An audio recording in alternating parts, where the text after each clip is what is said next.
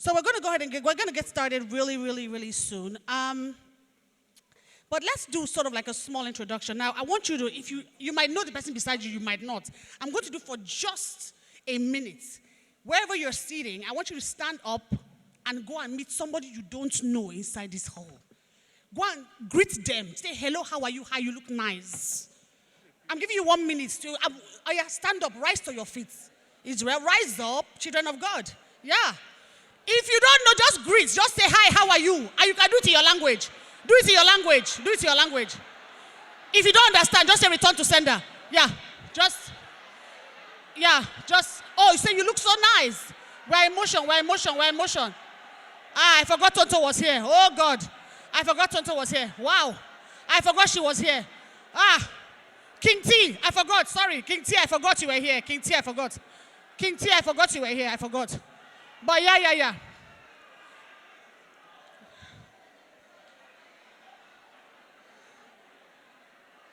They say greet her. They greet her. She's in motion. Let's be going. Ah, everybody. Okay, so you can come back to your seat. Come back to your seat. It's not time for selfies here. Wait. Hey. We are doing legacy in motion. Don't disturb her. Everybody knows King T. King Tonto's in the building. Put your hands together for her, ladies and gentlemen. And you know why I'm saying no? Put your hands together for her properly. I want to hear the round of applause. There are people that you will hear talk today that when we first put this offer, or we asked them for this invitation to come and speak to us without any questions asked, Tonto was like, okay. And I was like, sure? He was like, okay, when? It's like, sure, I'll be there. So put your hands together for her. She came all the way from Abuja to be here. There's another lady in the room right now. I don't even know how to describe her with one word, because she's not somebody you necessarily meet. She's somebody you experience. And if you hear her sing, you will know that, wow, hello, please. She was on the first season of West African Idols. I was also on that season. Let's not talk about it. Leave me. I didn't do everything well in my life. You know, some things I did okay. Okay? I can say I was on the show. Where I got to, I know. The level I reached, only me know. But it's okay, I was on the show. I was outside with other people by the gate. It's okay. It's all right. Ladies and gentlemen, one of the premier voices out of Africa. Put your hands together for the one and the only. I call her Wonder. Omawumi. If you ask her now, who she go ask? She don't know. Then there's a gentleman. You know, he was here this morning. Yeah. I used to know him in our space. But you know, in this our economy, when things have begun to, some people step out. Do you understand? They leave us. So me, I'm still in the industry east. I'm easting. Okay? But he have easted and he have got other places to east. So ladies and gentlemen, put your hands together for Mr. Obinna Okerekeocha. Please put your hands together for him as he comes. These are the first group of people that you're going to hear today, so because we're going to make some more introductions as we go along. But so right now, I need people to be giving me cues about what's going on. So let me just read this declaration to you. Ladies and gentlemen, welcome. Today is about more than just business. It's about bold women. It's about smart money. It's about thriving SMEs and building legacies that last. This is where vision meets opportunity, and where we remind the world that women are not just participants in the economy, we are its engine. Let me say that again. We remind the world that women are not just participants in the economy, we are its engine. And after a day of ideas, deals, and empowerment, we will gather tonight for Legacy in Motion, a gospel celebration that reminds us the true foundation of wealth is faith, and the true measure of success is legacy. So I officially declare this conference open, and may it be filled with wisdom, connection, and unstoppable momentum. Ladies and gentlemen, welcome. Please put your hands together for yourselves as we're going to go ahead and get started. At this time, I'm going to invite a woman whose voice speaks for itself. She's going to be leading us in Nigerian national anthem. Ladies and gentlemen, put your hands together and welcome Elizabeth Olaitan. Betanif Expressivo. That applause was one kind. Put your hands together for her. She's...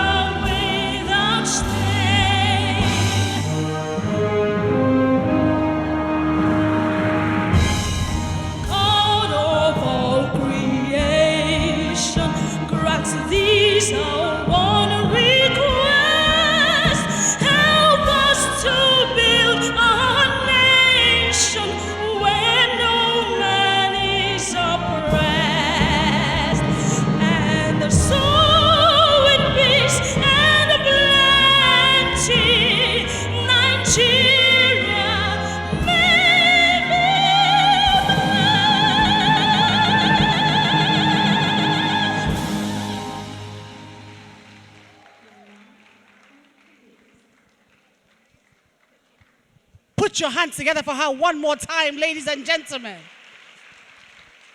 That's how you sing an anthem. I know some of you are chopping mouths. It's okay.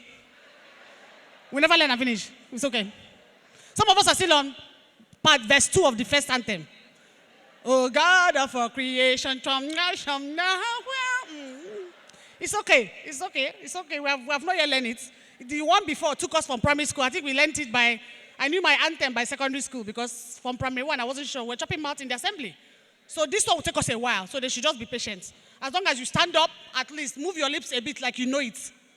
At least you know line 1 and line 2. Then just go from there. Yeah, just help yourself as you're singing and going. Very good, amazing.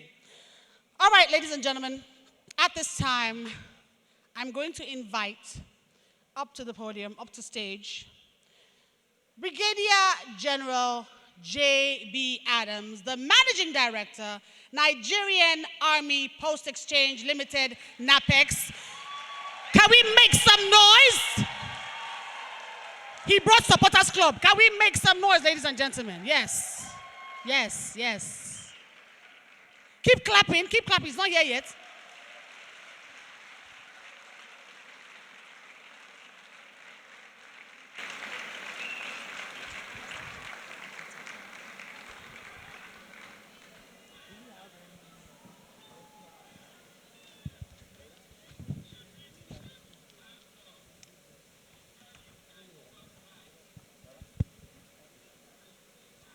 Thank you very much, MC. I would have loved to start with protocol, but I guess that is going to come later. I am Brigadier General J.B. Adams, the Managing Director, Nigerian Army Post Exchange, NAPEX for short. It is my honor to welcome you all to InCircle Foundation Business Forum 2025. I have the task to address this distinguished guest and participants of the forum with the keynote, Building Legacy Through Empowerment, the NAPEX and InCircle example. Let me start with a quote by Baldwin that says, "The most dangerous creation of any society is the man who has nothing to lose," unquote. It is then not just the desire of every nation to provide a means of livelihood to its citizens. It is indeed basic necessity. We all need something to live for, and it is critical in this era to consider the optimal engagement of women and youth, the main purpose of our being here today.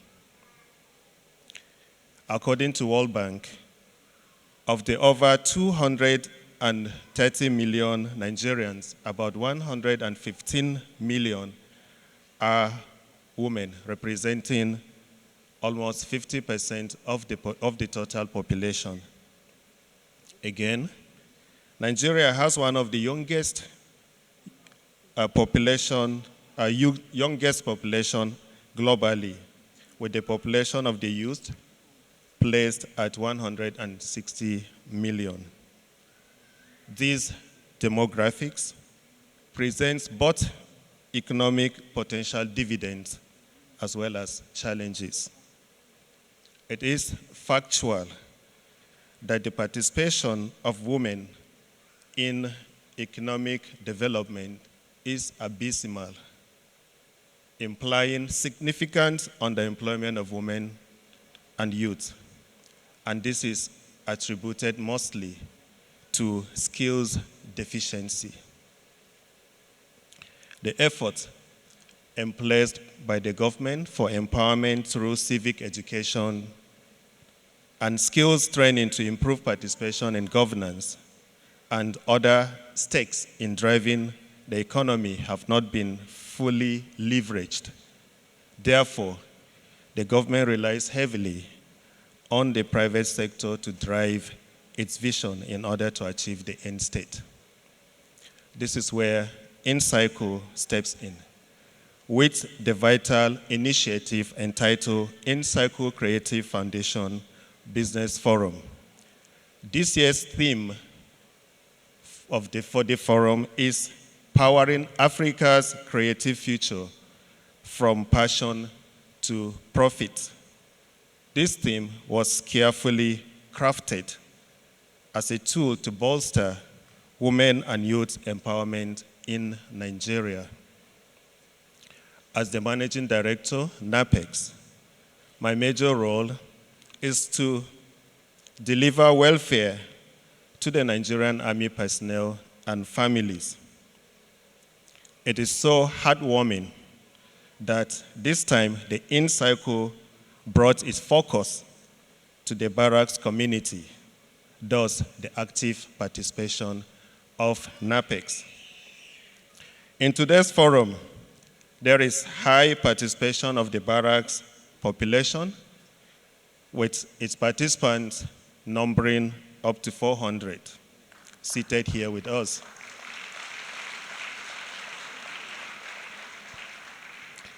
At this point, let me drop another quote, which is my favorite of all time. We are here to add what we can to life, not what we can get from it. William Osler.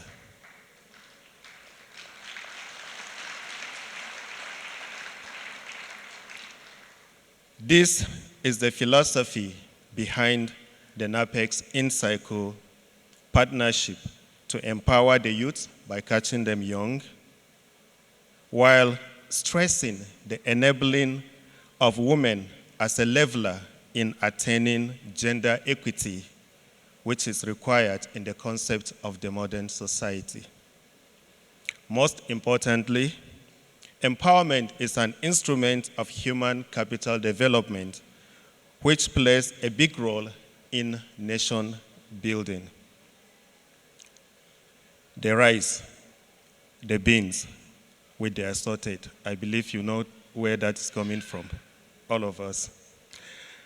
Therefore, NAPEC's InCircle collaboration is designed to facilitate the implementation of government policies and corporate social responsibilities by organizations within the barracks environment, all towards sustainable khaki economy and in support of the Nigeria's economic growth at large. It is our hope that this collaboration impacts 500 women and youth in the barracks annually. The title of this year's InCircle NAPEC's collaboration is Legacy in Motion: how we make things better for the next generation. At NAPEC, we employ from the barracks community to manage our warehouses and 41 supermarkets nationwide, provide succor to troops in operations, as well as retail consumables at discount. Next in our focus is provision of school children feeding and scholarships, just as practiced by the United States Army Post Exchange, which is the equivalent of our NAPECs. Joy is coming.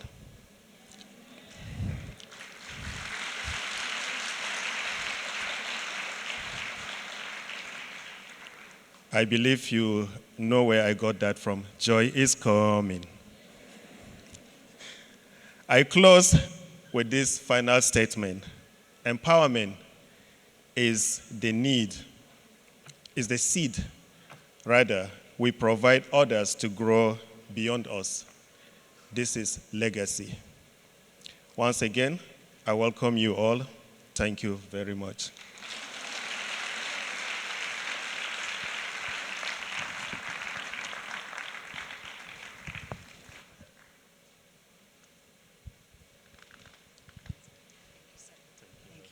Can we put our hands together for him one more time? You know, if you didn't see him with an oddly, you wouldn't know that he's a general. Because I said, is it general? He said, general is here. Where? I didn't saw him because I was thinking we saw a cap, we saw a green, but I saw a jacket and a tie. I said, is general really here? They said, yeah. I said, where he's at? He showed him. I said, wow. He looks so laid back. Then he come with oddly. I said, okay, don't try yourself on this kind of, yeah. Put your hands together for him one more time. Amazing. I think before we go on, it is necessary that I think we give honor where honor is due and to who honor is due. And I wanted to appreciate her. She doesn't like to be put on the spot at all. And I'm one of the few people who gets to do that to her, whether she likes it or not. Because I feel like sometimes you do all the things you do, you don't get recognized for it. Somebody even knows who you are. They say, who do I? Oh, Nashi? Oh, yeah. Oh, no. So we're going to give honor where honor is due. So ladies and gentlemen, you will do me this very singular favor and put your hand together for the person that has gathered us here and has put this whole thing, has been working on this thing since how many years? Dr. Michale Matthews. Dr. Michale, can you do us a favor? Can you come on stage just for it's a short while? Just be clapping.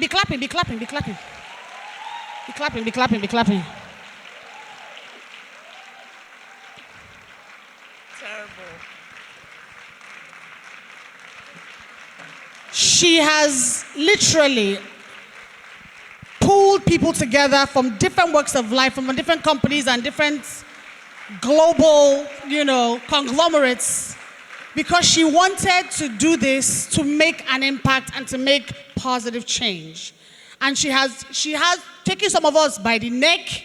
There are some she grabbed by the waist, some of us by the hand, some of us all everywhere, waist, neck, and hand, to come on board and just help us. So please put your hands together for her one more time. So I just want her to just get a chance to even just salute you and greet you as we move on with the program. So Dr. Michale, and she doesn't like to talk at all. As you see her like this is how she is. If you allow her, she will melt into the background. She's part of the furniture. If you allow her, we sit on her, we don't know she's the chair. Oh, sorry, I chair. Are we there? No. Because she doesn't want to be put on the spot. But I'm going to put her on the spot because this kind of thing needs to be spotted. Yeah. So, Dr. Michale Matthew, over to you. Thank you. So first of all, I want to say a very, very, very big thank you to all of you that are here today. It is honestly my singular honor to look in the hall and say, this is what I prayed for. That we will have an opportunity to empower women, children, men, and then grow capacity. At some stage, it's no longer about you. It's no longer about you. You have to remember that you are your brother's keeper. That little that the person makes the more, or that friendship that you make the more, and the laughter we bring to our community is what we're looking for. So I'm not going to say too much. I'm just going to ride on all the existing protocols. To everyone who has flown in, come to sit with us. Please have a wonderful time. Hug the person next to you. Have a great laugh. See, Chigul, she really is one person that can pull me out. She is. Yeah, I can see you guys hugging yourself. Oh, really? Oh, that's so nice. That is really lovely. Thank you so much for coming. But this is not the only thing we're doing today. We have a concert in the evening. It's all white, oh. But if you don't want to wear white, it's okay. You sit in the back. We're going to dance. We're going to have fun. And then we're going to tell ourselves we're ready for the next level. Tell someone I'm ready for that next level. I'm actually at that next level. Do you know why? For you to get to the next level is information. Once you have that information, you will find that nothing will stop you. The door opens, you walk in. But I'll still take a class, so I'll talk then. Thank you very much.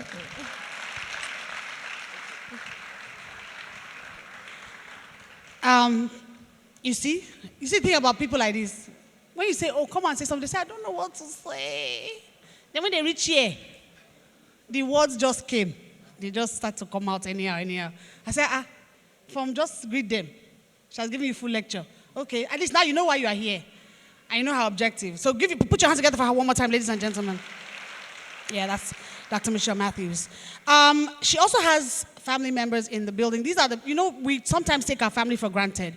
When you're someone who is always out and about, you're in the public eye, you're doing things, your family support means a lot and goes a long way, because at the end of the day, when you leave the public space and you have to go and cry, and you have to go and vex, and you have to go and go off on somebody, you need to do it where you are safe. And your family is where you are safe. So ladies and gentlemen, help me welcome two people and put your hands together for them. First of all, Mrs. Bridget Iyoha. She's sitting in front. This is our convener's elder sister, yes. And another sister of our convener, Mrs. Miriam Danjuma. She's here also. Give her a round of applause. And then I was standing up here looking at the entrance, because once again, military tactics, just keep your eye on the exit, because you never know. And then this guy just entered the room. Do you understand? And I was like, wow, who is that? He was on kaftan and cap and canvas. Yeah. He wear kaftan with cap and canvas. Yeah. And I said, oh, he looks so familiar. So the word is familiar. I make up words. I'm sorry. If English word doesn't fit me, I just make up my own. He looks so familiar. And I said, who is that? And I just looked again. I took a second gaze. I said, oh, it's Uncle Richard. Ladies and gentlemen, the iconic, the one and the only. Nobody does it like him. Put your hands together for Uncle Richard Mofe-Damijo. Woo! Yes, yes, yes, yes, yes. I know some of you are like ready for your selfie. Just sit down. Just sit down. I'm seeing some of your eyes. You have brought out your phone. Sit down. Sit down.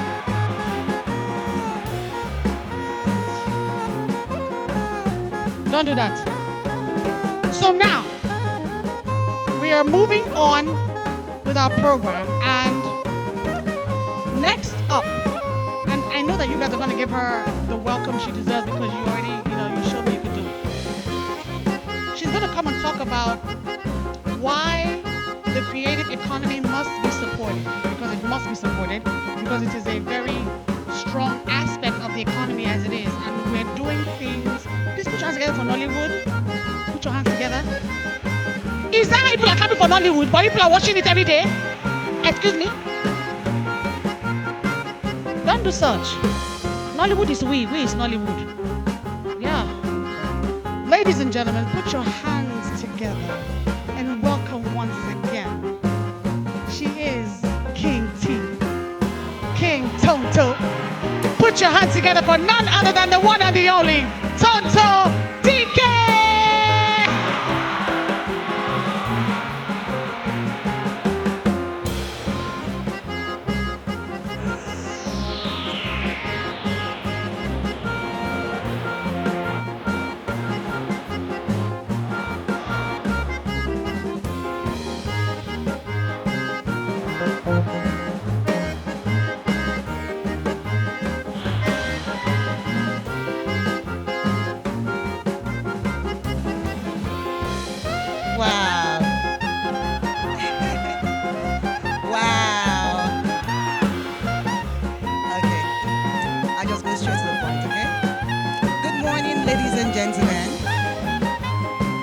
I will be standing on existing protocol. It is a great honor to speak today, especially in a room filled with visionaries who understand the power of money, the weight of value, and the future of our continent. Today, I want to talk about why the creative economy must be supported, not just appreciated, not just celebrated, but truly supported. What is creative economy, you would ask? The creative economy is made up of industries that are built on imagination, culture, and innovation.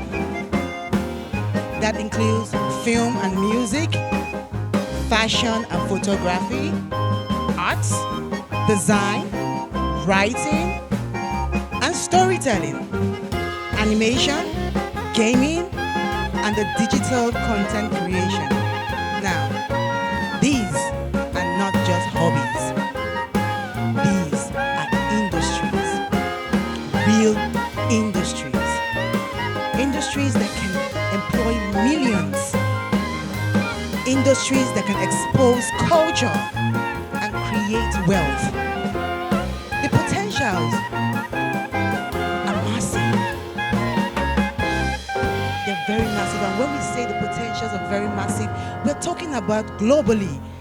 The creative economy is worth over $2 trillion.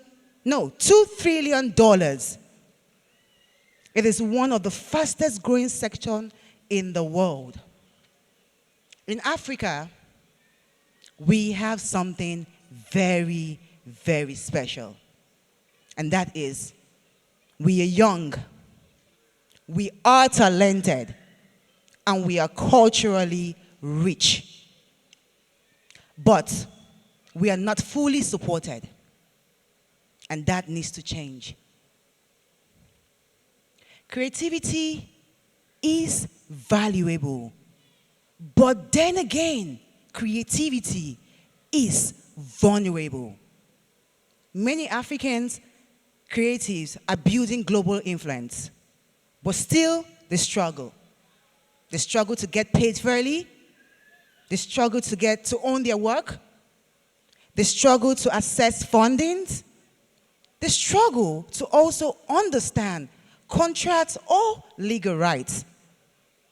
They go viral, but they remain financially low. They create impact, but they are left invisible in policy rooms. Now, why should we matter? We should matter because support means investment and not just inspiration. Support means access to education and tools, not just exposure, not just praises. Protection of intellectual properties and not just praise. Real business development and not just performance. We must think of creativity as, we must stop thinking of creativity as nice to have. It is a must-have for our economy today. Why now? Why are we speaking up on supporting creative economy? Why now? The reason is because the world is watching Africa. Our music is topping charts. Our fashion is defining trends. Our stories are reaching screens across the globe. But if we do not invest in our own creative system, others will profit from what we created. And ownership matters.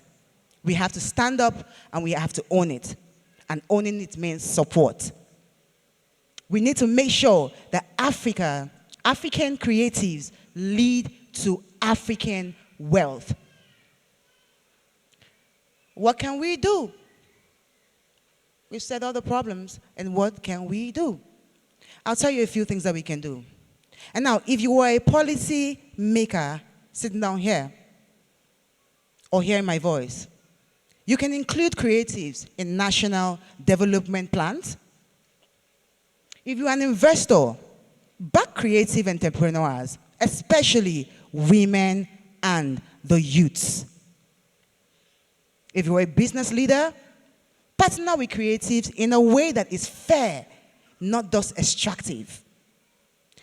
If you are a creative yourself, learn the business side. It is super important, extremely important that you must learn the business side of what your talent is. Be loud. Learn the business side, sorry. And also protect your rights. And also build your brand with intention. The word I will leave you with is intention.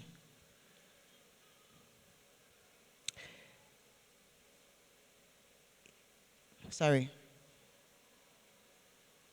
In closing, let me be clear. The creative economy is not a side hustle. The creative economy is not a backup plan. It is a powerful driver of jobs, culture, income, and identity. We must support its policy by funding, education, and protection. Because in the new game of money, creativity is no longer optional. It is essential. Let's build an Africa where creativity doesn't just go viral. It builds value. Thank you very much.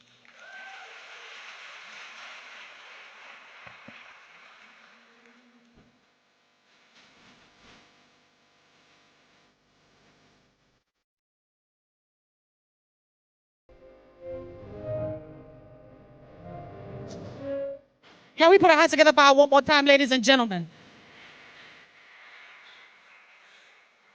You see? You think because you see somebody on screen, doing wicked stepmother, they don't have other things they're doing with themselves. We have intelligent people in Nollywood. Put your hands together for us, please.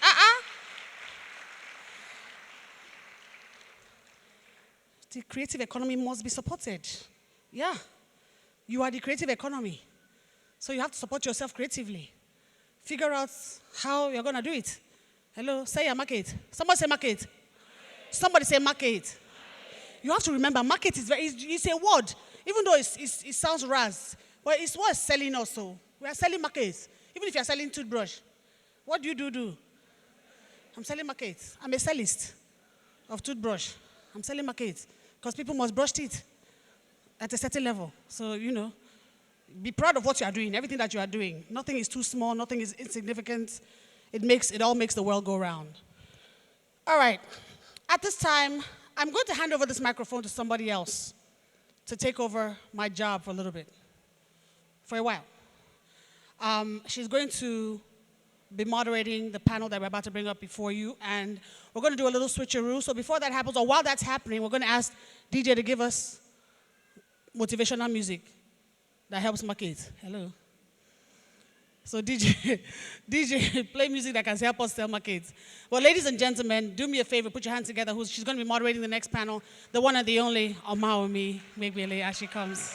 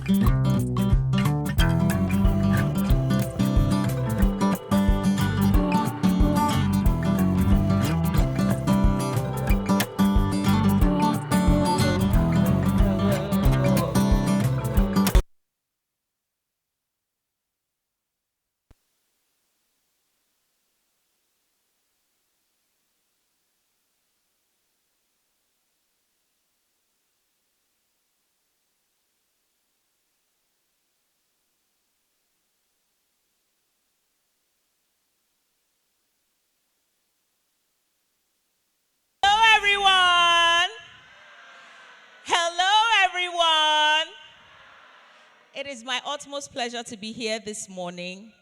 My name is Omawumi, like my sister Chigul introduced me. Is everybody feeling good this morning? Are we ready to get some knowledge this morning? Awesome, fantastic. So, I'm going to, check and sit down.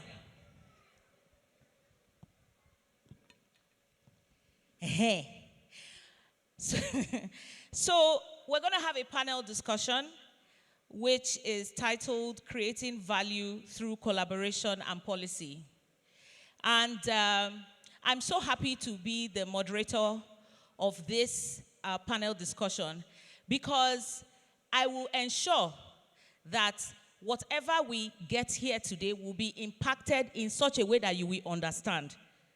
Because I'm going to be translating some of it in pidgin English.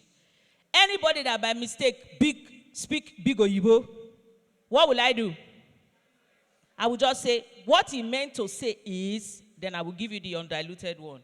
So are we ready? Awesome. First of all, I would like to invite, as the panelists, I will start with my sister. Comedienne extraordinary, actor, one of the foremost content creators of our time. Before we begin even know what to be TikTok and Instagram. You remember when they do, what to be that one they call them? Blackberry. When everybody had PIN. That was when you would not hear songs like, Will you be my Valentine? Do you remember? Ladies and gentlemen, please, it is my honor to welcome your MC since morning, Chioma Omerwa, a.k.a. Chigul. Please put your hands together.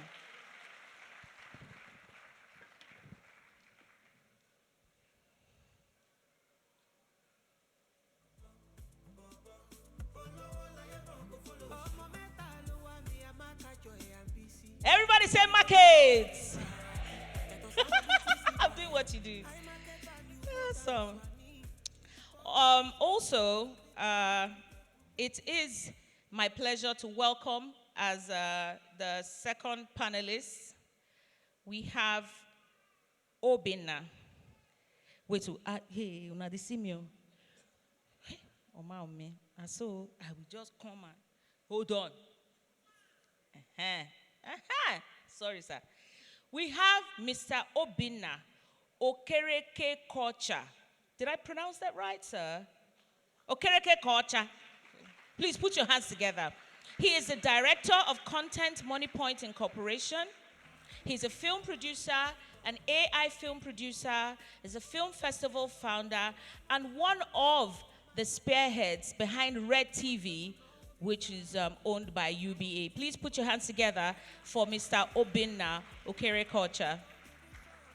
Please put your hands together. You can see how dapper the man is. As he's entering, and I gave us Tomash white and black. Is it easy?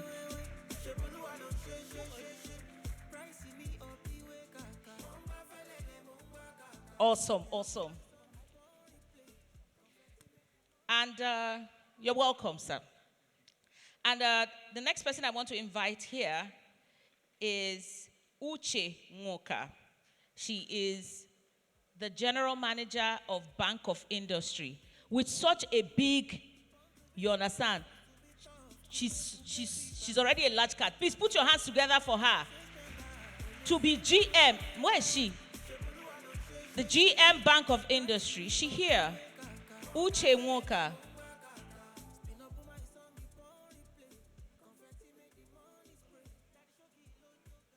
Oh, forgive me. We will have to go on until she comes to join us. All right. Welcome, welcome, welcome. Please, let's ask them, how are you today?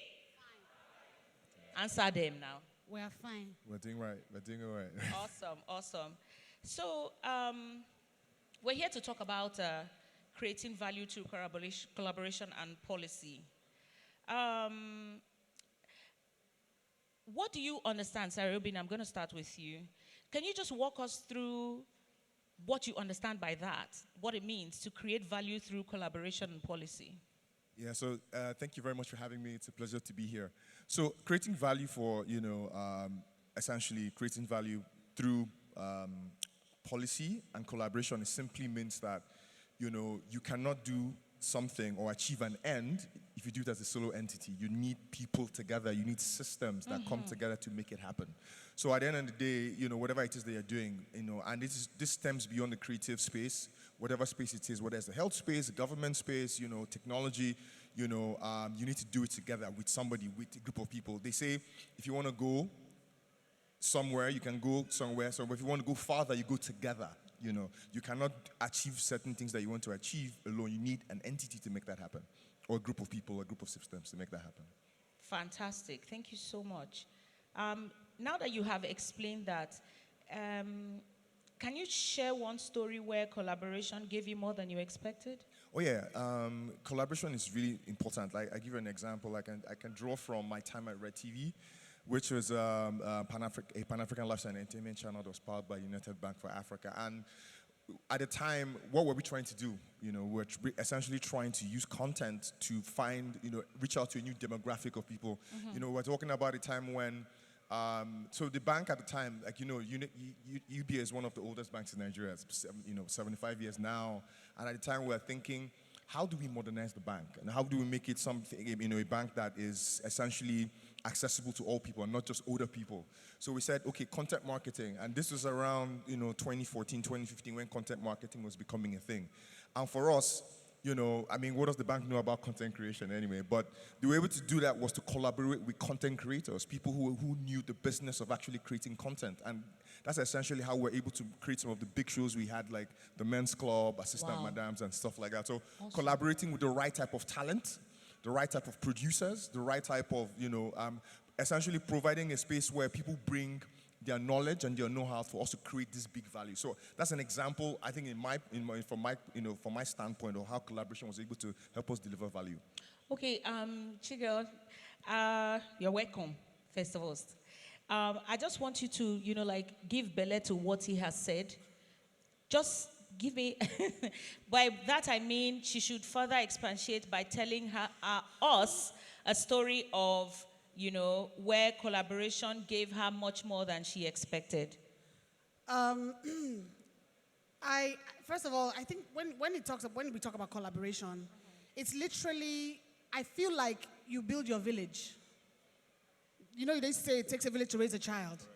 So when you are planning whatever it is that you are planning to do, I think you need to have people around you who have the same vision or are looking in the same direction, because you all can now work towards the same goal. For me, I was doing my voice notes in my house without a care. Like, I was living in Abuja, living a nice, okay life, chilling. And my voice note was sent to somebody, who sent it to somebody, who sent it to somebody, and then somebody sent it to me all the way from America. Wow. So I'm in Nigeria going, you say, who is she? They say, oh, she's one fine girl. But she's Raz, Sha. But she's funny, but she's Raz. And it was me. I was like, oh, Chai, she's really funny. And Raz. But we know you're not Raz. We just know you are funny. So yeah, so I am a product of collaboration, actually, because if not because of somebody meeting somebody and connecting to somebody, how would I have gotten here? So from what you have just said now, since you are a product of collaboration, and I'm sure you've also collaborated with other entities or individuals, can you tell us what is the first step to make sure that a collaboration is fair on both sides? Because you know that you can now do collaboration, then one person will chance you, and you know, we don't want chancing. We want a situation where a collaboration, you get equal results from the collaboration. Forgive my tautology. So please explain to what is the first step to take to make sure that collaboration is fair on both sides? I think these days, it is whether we like it or not, we're in a space where there isn't as much trust as there used to be. Once upon a time, your word was bond. These days, your word will be bond, and you will bond it with a sign, a signature upon a paper that a lawyer will say, I saw, I see, it's going to be this way and that way. So every time I tell people all the time that you must, whatever you are doing, if it is a situation where you are dividing funds, you are dividing work, it should be contractual. So there should be a contract that states who's getting what, when, where, and why, so that at the end of the day, nobody feels like they're being taken advantage of. Or a memorandum of understanding, you know? Like anybody here now that is going into business with somebody else, or you both of you want to come together to do something, the ideal thing to do is to make sure that there's an agreement. Who knows be right may record. Say, record the conversation for what's up. See, this person is saying na so. Do you understand? It is always vital to have something that you can refer back to later, just in case human beings now become human beings. Human beings are not you. So, Ms. Obinna, I have a question. How can small businesses and young creatives access government funding? Because I feel like we're lucky enough to have some content creators who have been able to build wealth and revenue by themselves. But I feel like if the government is involved in stuff like this, it'll definitely, be bigger. So how do you think that these small people, where do you think we should start? Can you give us like a brief idea of, Yeah, I think the first thing is, this is what and thank you very much for that question. This is what I tell young creatives every time. Nobody's coming to save you. You need to do the work. And doing the work is and I tell people, doing the work is kind of like, okay, so I want to create content, I want to be an actor, I want to shoot a film, I want to whatever it is. You do it for 1 week, and then you stop doing it. Nobody's going to remember. You do it for 6 months and a year, then somebody says, oh, okay, appears there's some guy or some girl who's doing something. The point here is that you need to be consistent. Consistency is the name of the game. Now, to bring it home with what we're discussing here is, and let me dimension this a bit. Collaboration is a fact of life. We are all products of collaboration between our parents. Do we understand that? So it's something that is part of our lives and part of our existence, But for some reason, we find out that a lot of us are in silos, doing things in silos, trying to achieve things in silos. We're better when we're together. And I know it may be complicated, but the point is that at some point, you need to figure out who can provide the thing that you don't have. And that's what makes a collaboration work. And again, the question was, how do we attract government? Sometimes you might be trying to move or trying to achieve something, it's not working. Find people who see the vision that you are seeing. Because sometimes we try to carry the whole world on our shoulders. Oh, I'm a content creator, I'm a singer, but you can't do everything. What are the things that that somebody else can do, that complements what it is that you do. And this is how you sort of find, people to, provide that, handout or check, whatever you're looking at. Because the only way you're going to find for those people who are looking for government, and for those who are looking for, something to the next level, you have to show the fact that you're working consistently. And sometimes that will involve working with a team, finding people who you can synergize with. That's how I would answer that question. Okay, I just have an input as well, because I was going to throw this question out based on what you said. But I'm going to answer it, but I'm going to ask myself and I'm going to answer it. Thank you very much. So the question is, how can a small business owner or a young creative find the right people to work with and grow together? So it just boils down to what you were saying about, getting a grant or getting the right team of people to work with. Consistency is one of the important things that you need to do, because sometimes you go out in search for all these people, but sometimes you go there where you day with intention, like what King Tonto said, with intention, with precision. You continue what you are doing until when the right people come and say, oh, I need somebody who can do this and I need somebody who can do that. And, these questions start. Another thing is, one of the platforms that God has given us, minus the one that people used to do bad things, the good things that the things that the internet is good for, is for exposure, to find the right people to work with, to collaborate with. That is one of the most important places that you can find your team. I'm going to take something from what they said. You can go far. What did you say? How do you say it again? You can only go far, but you can go further together. What did they talk now? Say, if you go straight, if you now only you just reach one place. But if you plan, say you won't go far, say you want you want excel, the ideal thing is to go together. So before we end this this discussion, I'd like to throw out opportunities for questions. Does anybody have any questions for me, for Chigul, for Obinna? Do we have any questions? I think, Yeah. Michelle, one of the things that I think that's necessary, where we disseminate information about like websites, where they need to go to find out information, especially with government, because there are people giving out money and they're looking for who to come and get it, and they just don't know. So if, I think we'll do that during the course of the day, have that information disseminated. Maybe we'll put a website up on the screen or whatever, so that you can go there yourself and you can see the things. We have information right at our fingertips, literally. So just on your phone, you can go and find the information. So I think we'll make that happen during the course of the day at some point. Fantastic. Thank you so much, Chigul. So do we have any questions? Okay, sorry? Anybody? Yes, ma'am. Can we get a spare micro? Our convener, Dr. Michelle, wants to ask a question. Please. Okay, she has one over there. Thank you so much. Please put your hands together for her. Thank you very much. It's more a contribution. Yes.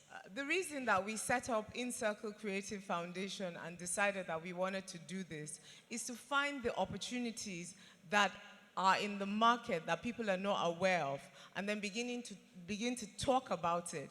There's someone here that slipped in very quietly, and as she quietly slipped in, if not for the support that they have given in the creative economy, I will not think that we would have been able to get the last mile step for InCircle Foundation today, and that's Aisha of MTN. Yes. Yes, please put your hands together for MTN. I want to say that in that space, they've decided that I would let her speak for herself because she's right here. They're looking at things that they can do specifically in our community, in the Nigerian Army post-exchange community, with agriculture, with creative economy, and with investing in opportunities for the women and children. Please give MTN a big round of applause. Super proud of what they're doing. I'll also tell you what is available. I'm waiting. I'm sure we will soon have him here. The MD of Sterling Bank. There's something Sterling is doing. If you are interested in sewing, you don't have a machine, Sterling has something called a business hub. It's already equipped fully There's light 24 hours. There are machines there. You just go in there and do your sewing, your fashion business. As you are consistent, they will help you with grants. They will help you with some money to scale. It is available. But you will sit down and say there is money and there are plugs. I'm so proud that you all came out today. So you have to ask yourself, what can my hand do? That's what you need to ask yourself. And then in speaking, it's not by mistake that we took the partners we took. We have Fidelity right at the back. Just turn and have a look at the back. Say hello. Yes. Really supportive bank. And one of the things that they are doing today is in the agency banking business, and I see a number of you that signed on as agents that are doing business in that space. What it affords you is that POS every day of 3,000 when you have done several transfer. Multiply 3,000 by 30 days. How much is that money? 90,000, Abi? But you will say that, my job is giving me 80,000. Now collect POS and do transfer. You are too much for it.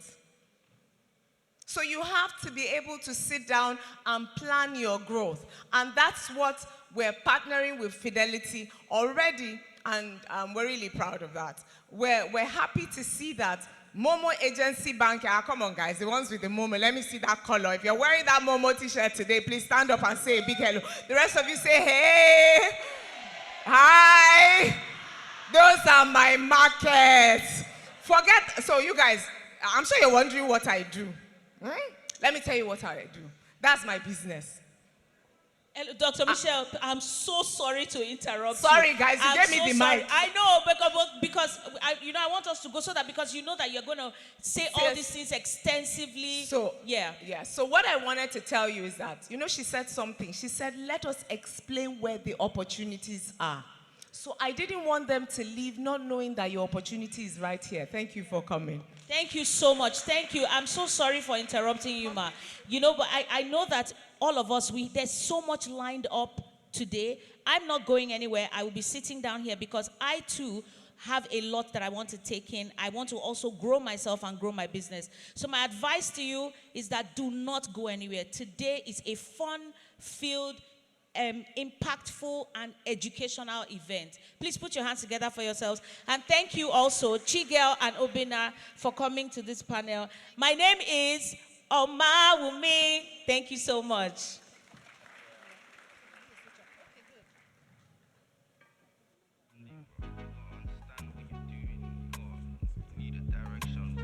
All right, so back to work. I was a panelist, now back to my MC work. So I've stood up. I'm in a different capacity now. So we're going to, actually, Dr. Michelle, you're actually coming up next, Dr. Michelle? Yeah, so because we're going to do the book unveiling, which is up next. We can see the books up there. If you can get this book, just help yourself and get it. So we're gonna have the furniture moved off, and then we're gonna just go ahead and continue with the book unveiling. So I want Dr. Michelle to talk about the book and the process, and then we can just quickly do a very quick unveiling of the book. It's not going to take so much time. It's just to sort of like say welcome to the book, welcome to the world. So Dr. Michelle, I'm going to have you just talk about the book. You have a copy with you, I think, and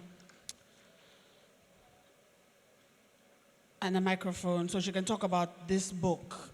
It's called The Game of Money. Yes. The Game of Money. So Dr. Michelle, I'm going to hand this over to you to go ahead and explain, and then we'll come back later. Thank you. So again, unfortunately, if you put a teacher in and give them a mic, I'll teach. So I'll try not to teach. I'll try just to explain. This book is called The Game of Money. And the first time I took the class, I took it after I left banking in 2015. What did I want to do? I have been, by God's grace, blessed with the ability to make money and create value. And I have seen that if you would try some simple principles and scale, even if you make a mistake, rinse, repeat, don't stop, scale again. But I realized that the game, money is, if you take it too seriously, you will lose. And many people take money very seriously. They will quarrel and the customer has gone. When you finish quarreling, there's no money. But if you take it easy and play a game with the other person, you will make value. I want to honor someone that I called him at very short notice. And I said, sir, I took a class in, I think, 2018, 2019. Lagos Business School said to come and take a class on finance for film producers. It was my first time. When I was going, I was a bit nervous because they had people that came from, I think, Tyler Perry Studios and Kevin Hart. And we were two Nigerians. So I thought, oh, wow. But the class has really wonderful persons in it. One of the persons that was in the class is someone that I deeply respect. Sir, thank you so much for coming today. All of us know the legendary, please put your hands together for RMD himself. Thank you so much, sir. They were one of the ones that cheered us on and said, it is okay, our Nigerian person can teach this. And I started making my notes from it. So it is more my lecture notes, that's where it started from. And I also teach at the Multi-Choice Talent Factory. What we do there is simple. We take students, maybe, I think they come from about 6,000 or 3,000 students, only 25 will make it for that year, and we will teach them through. So it's excerpts of how to make money, budget your money. One thing everyone knows about me is before you ask me, my kids ask me, I need money, I'm like, is it in the budget? You have to be able to delay gratification. You are holding a big phone. You have bought hair. That hair would have bought a POS, but you are busy running yourself. You have to plan for the future that you want. Education is the future. So I would plead with you to take a copy, buy a copy. It's discounted today for 8,000. It will go back to 10,000. It's not very expensive for the knowledge that is there. We teach it to university, but we've distilled it down and made it fun. Thank you very much. That's the book you have. Thank you. Chigul, is there, can I go to the next part of it? And as I explained, I teach with games. So today, you are in two teams. Team 1 and Team 2. What do you want to call yourself? You can choose a leader from your side. I already said they should nominate someone. Okay, who are you guys nominating? Huh? King T. Ah, they've already called her. King T. Hey, so King T, please stand this way. That's it. King Tonto, come this way. On this side, please. Since we're already taking the people in the creative space, who are we nominating on this side? RMD, all right. The house is going to be hot today. So start this way, yes, So they will be the judges on this side. Now, they will have supporters. And we have two supporters. We have Fumi, who will be on this side, and we have Tamara. What are we doing? Amongst you, Tonto, you will go near your constituents. I'll tell you what you're going to do. You will have 3 people selected. 2 of them, please, the camera people, you need to move that thing a bit. They're going to run that way with a small ball and a spoon. That's business. You are holding your business delicately. If he falls, this whole team have lost. Same thing on this side. Oga is going to go that way, and amongst yourself, nominate the big man, small woman, wherever you like, only 2. One will stay here, the other will stay there. Then he will run with the spoon. Give it to them, the other one will run and come here. Whoever comes here first is the winner. That short run, whoever comes is the winner. But, supporters club, if you come out of your seat, you are all out of the game. You must stay on your seat and be shouting and cheering them on, but you must not come out. That is your tax person. You don't pay tax, we will hold you. So you will stand there and be shouting and supporting. There's only one person that you will pick as the 3rd person.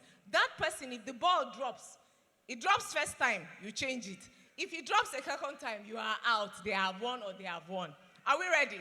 So I'm going to give you 5 minutes breakout. Please go to your constituents and choose King Tonto and RMD. What do you want to call yourselves, please? Come back with a name. Tell me the name of your team. Feel free. Please stand up and choose yourselves. You people are still sitting. See this group. Oh, you will lose. See how Oga has entered the congregation. You people should stand up and choose 2 people. He's going to choose 2, so nominate yourself. Meanwhile, let's clear the space for them to do the race. Quickly, quickly. Can we have music, please? Once the music stops, you should be ready here. One person here, one person there. Can I have music, please? Music in the house. A nice song. A nice song, please. No. It's not that slow one. One that moves all of us. Come on, up tempo, guys. Come on, give me something. Tonto, have you picked? That was quick. Okay, so bring your two this way. Put one there and put one that way, all right? Then you have a third person that's supposed to be supporting them as they're running. On that side, yes. Okay. What do you call your team? Do you people have a name? What's the name of your team? Team Elroy. Hey, all right, guys. Let's go. Come on. Mateo. What do you call yourself?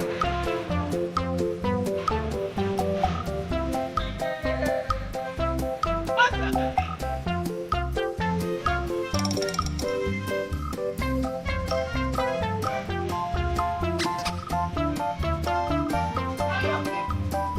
What do you call your team?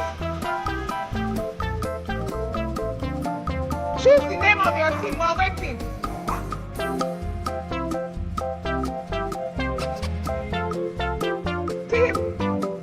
Team win. Team win and Team Elroy.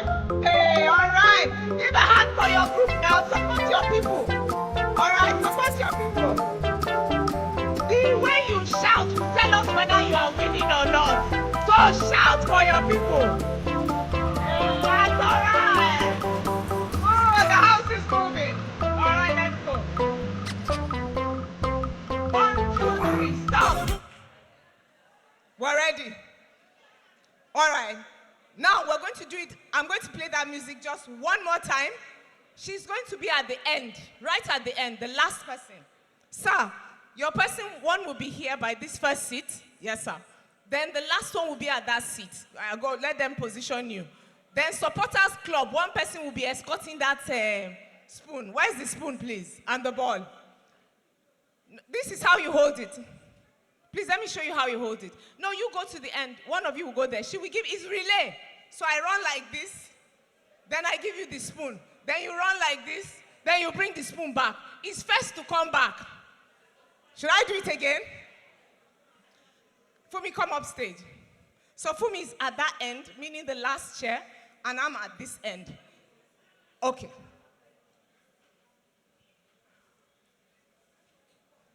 That's how I'm going to run till I get to Fumi.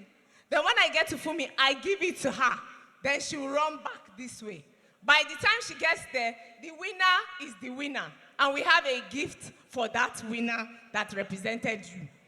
All right, so that's, are you guys okay? You will give it to your person at that end. Yes, at that end. No, then she'll bring it back. She'll bring it back to you, yes. So she'll bring it back to this chair, that white chair. Is that okay? It means I've almost lost if he dropped. Is it okay?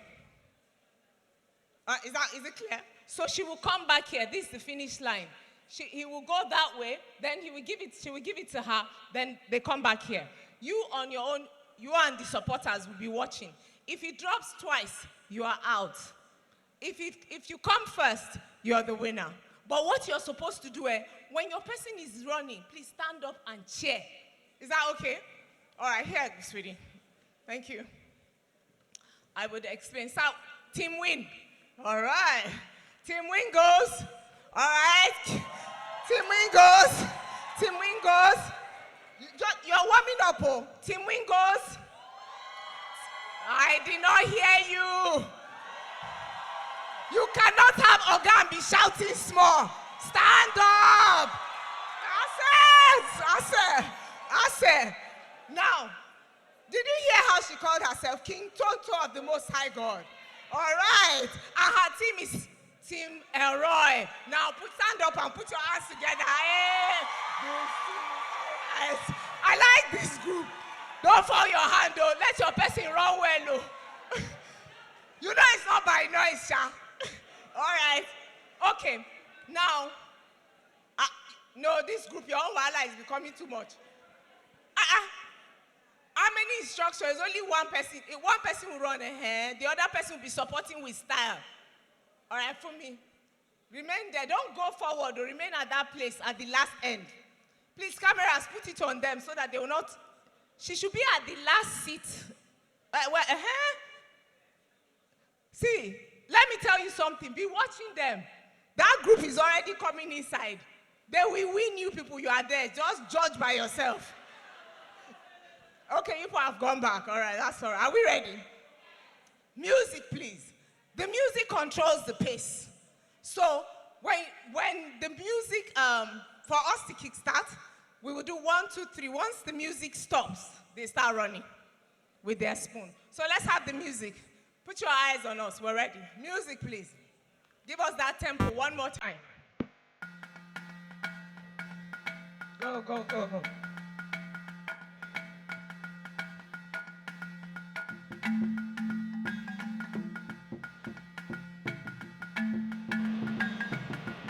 Stand up and support your person. We're about to start.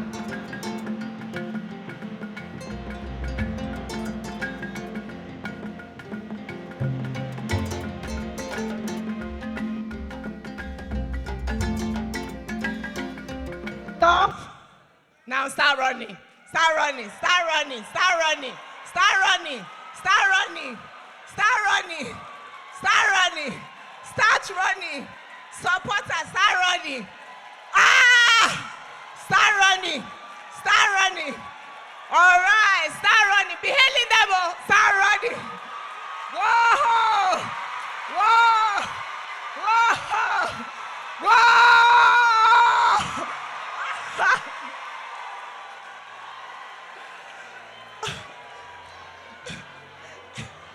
Who are the winners? Hey! No. Cameramen, please. Who are the winners? Voila, everybody may win. Team Elroy! Put your hands together for yourself. Now, you have to be good winners. Clap for the other group. All right, take a seat.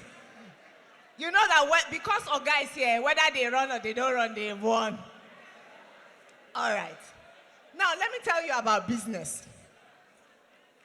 So this is what I teach in my class. But now let me tell you about business.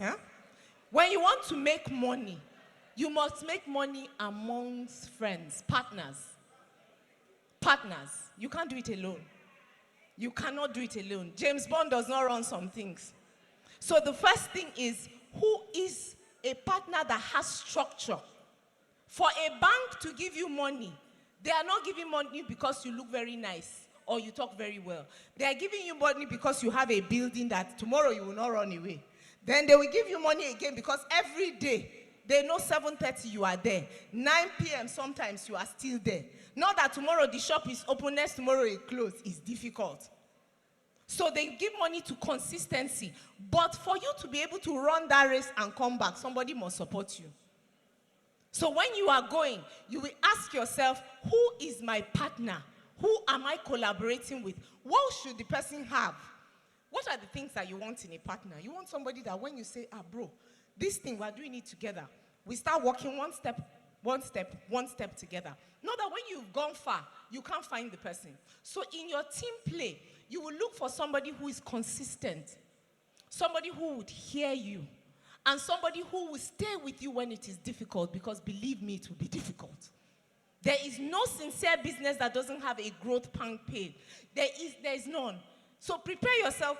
When they say making wealth or making money, people think it's a fly by night. No. I've been teaching this thing for 10 years. 2015 I started, this is 2025. I'm just celebrating the 10 years of God's goodness in teaching people. There is no shortcut.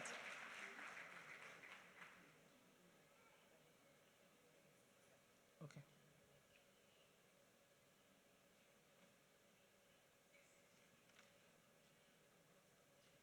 So in talking about it, if you notice, you gathered yourself, you chose 2 persons, meaning the people that people will see. In your business, you have to make sure that the person that you put in front is somebody that you are happy to see. You have to present yourself every day you wake up.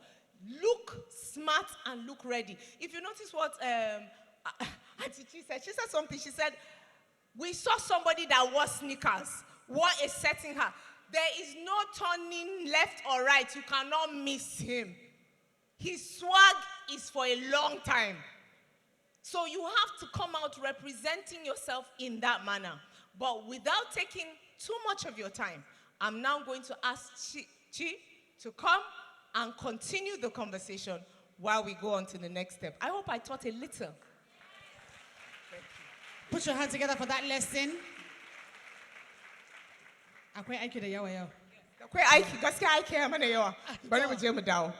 Thank you.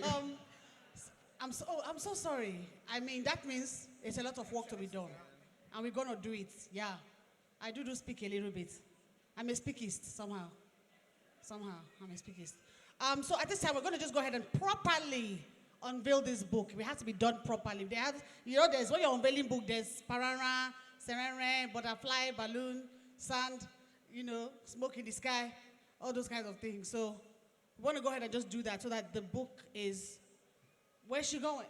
Dr. Michale, how do you unveil a book without the author of the book? She have gone. So can somebody, Dr. Michale, I'm like, Kidao. Okay, so, but anyway, while we're waiting for her, let me ask a few questions about money things. Oh, she arove back. Okay, she have arove. Thank God, because even myself, I didn't know. When they just said, if you make 30,000, what did they say? What was that question? If you make 30 in 30 days, back? Was it 3,000? I was still calculating though. I'm still calculating it. I've not yet got to the amount. Maths was very bad for me. I failed it with my full chest, so I don't know how to count. So, Dr. Michale, I'm going to give you the microphone now. So we're going to properly no, I'm not going to give you the microphone. We're going to do this unveiling properly. Because the book needs to be seen and we need to do a proper unveiling. So at this time, I'm going to hand over to the organizers. But of course, you will tell us, first of all, why this book? Why should we read it? Why should we get it? What is the crux of the matter of this book?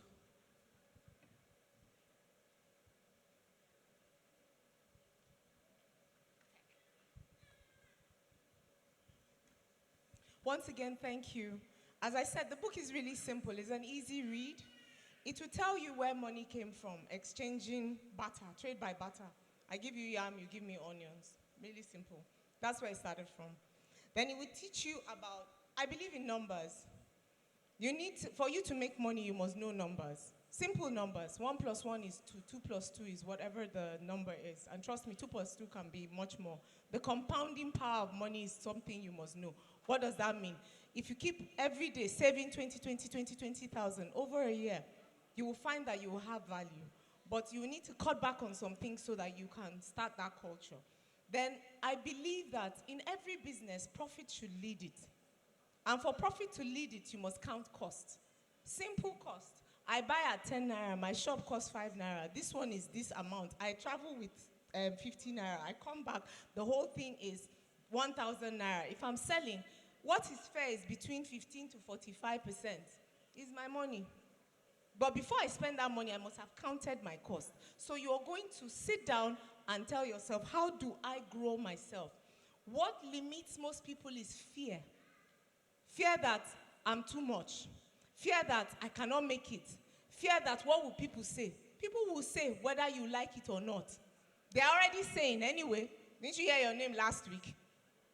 You heard your name. You will hear your name again tomorrow. After you've heard your name, do they pay your bill? So you just face your front. Remove your eye from anything on the side and keep going. That is simply life. So that's one of the things. I talked about fear. Should I do it? To do this event, I was nervous. Can I carry it out? Can I put 500 people in a room and talk about simple things like money in a game form? will they not think, what is she teaching us in this game form? But I found that you will remember, if nothing else, you remember how Ogaremdi went to one side and Tonto, you people spoke English on this side. The memories you create will let you gather yourself when it gets tough. It will get tough sometimes, don't remain down. So the last thing I really spend time on is budgeting. Don't spend what you don't have. Hear it again. The money has just come. It's still cooking, no? Somebody promised you money or your profit is coming. You have finished spending it. You now upgrade your lifestyle. Not then. Not then.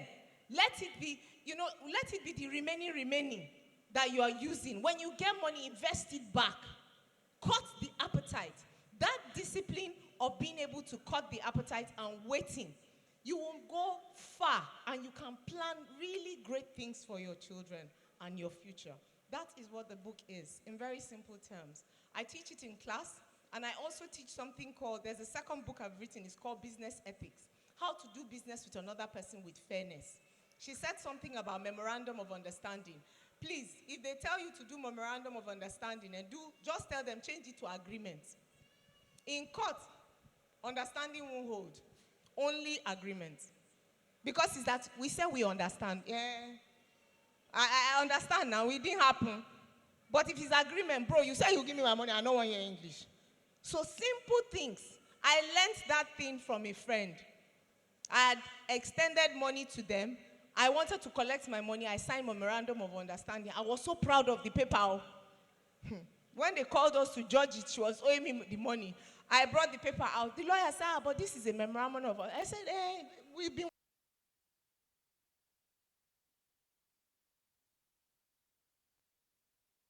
He said, go and write agreement next time.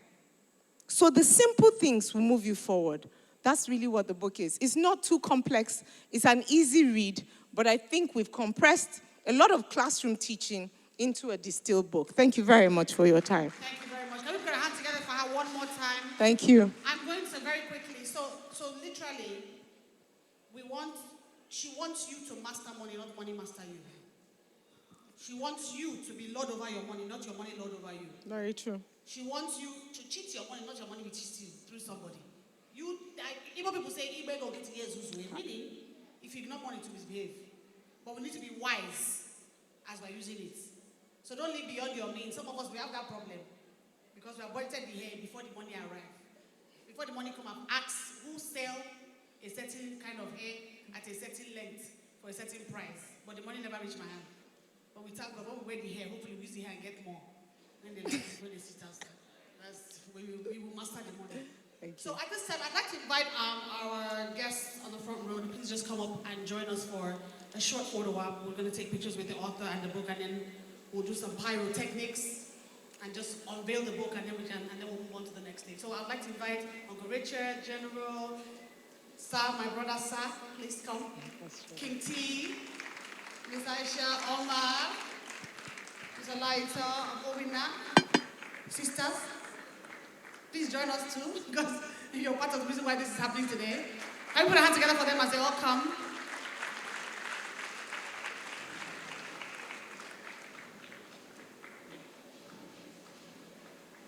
Thank you so much, Ayo. You're just so... I love seeing people helping women upstairs. It helps me in my life, because people don't do it. Gentlemen don't do it. Some men don't do it. You should always help a lady up the stairs. So we're just going to pose with, I think she did all, you know how they do in book launch, everybody gets a copy, hold it in front. Can we give that, I think we should just give. So nice. Everybody just hold a copy of the book. We shall snap a pic or two. I mean snap it, 3, 2, 1. Then the thing will happen. Yeah, okay. So we're going to count 3, 2, 1. Then solves will happen. Are we ready? Everybody look at the camera. Paparazzi, get your money shot. On 3, 2, 1.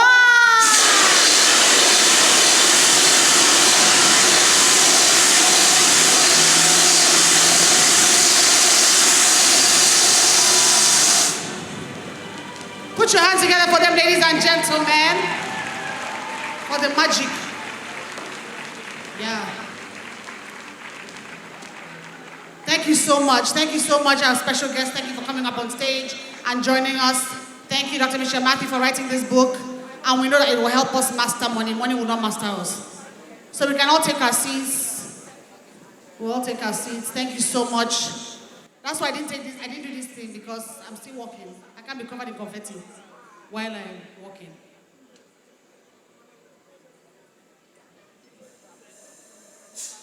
All right, ladies and gentlemen.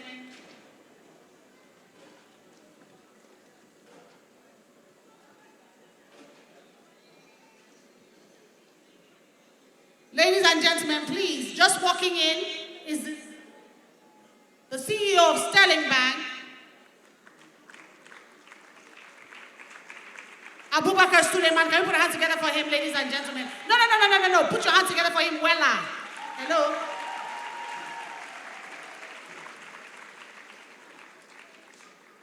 He's a big reason why today is happening, so we must give honor where honor is due.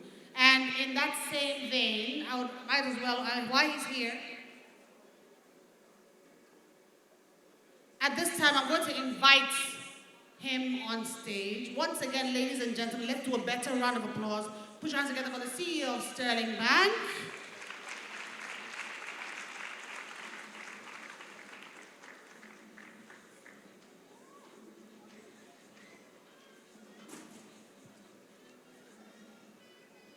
Can we put our hands together for him, ladies and gentlemen?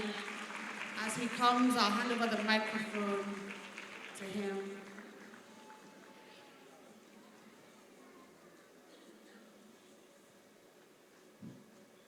Okay, I'm a bit confused trying to find my bearings. As you see, I just walked in, so I'm not quite sure where to stand. Where do you want me to stand?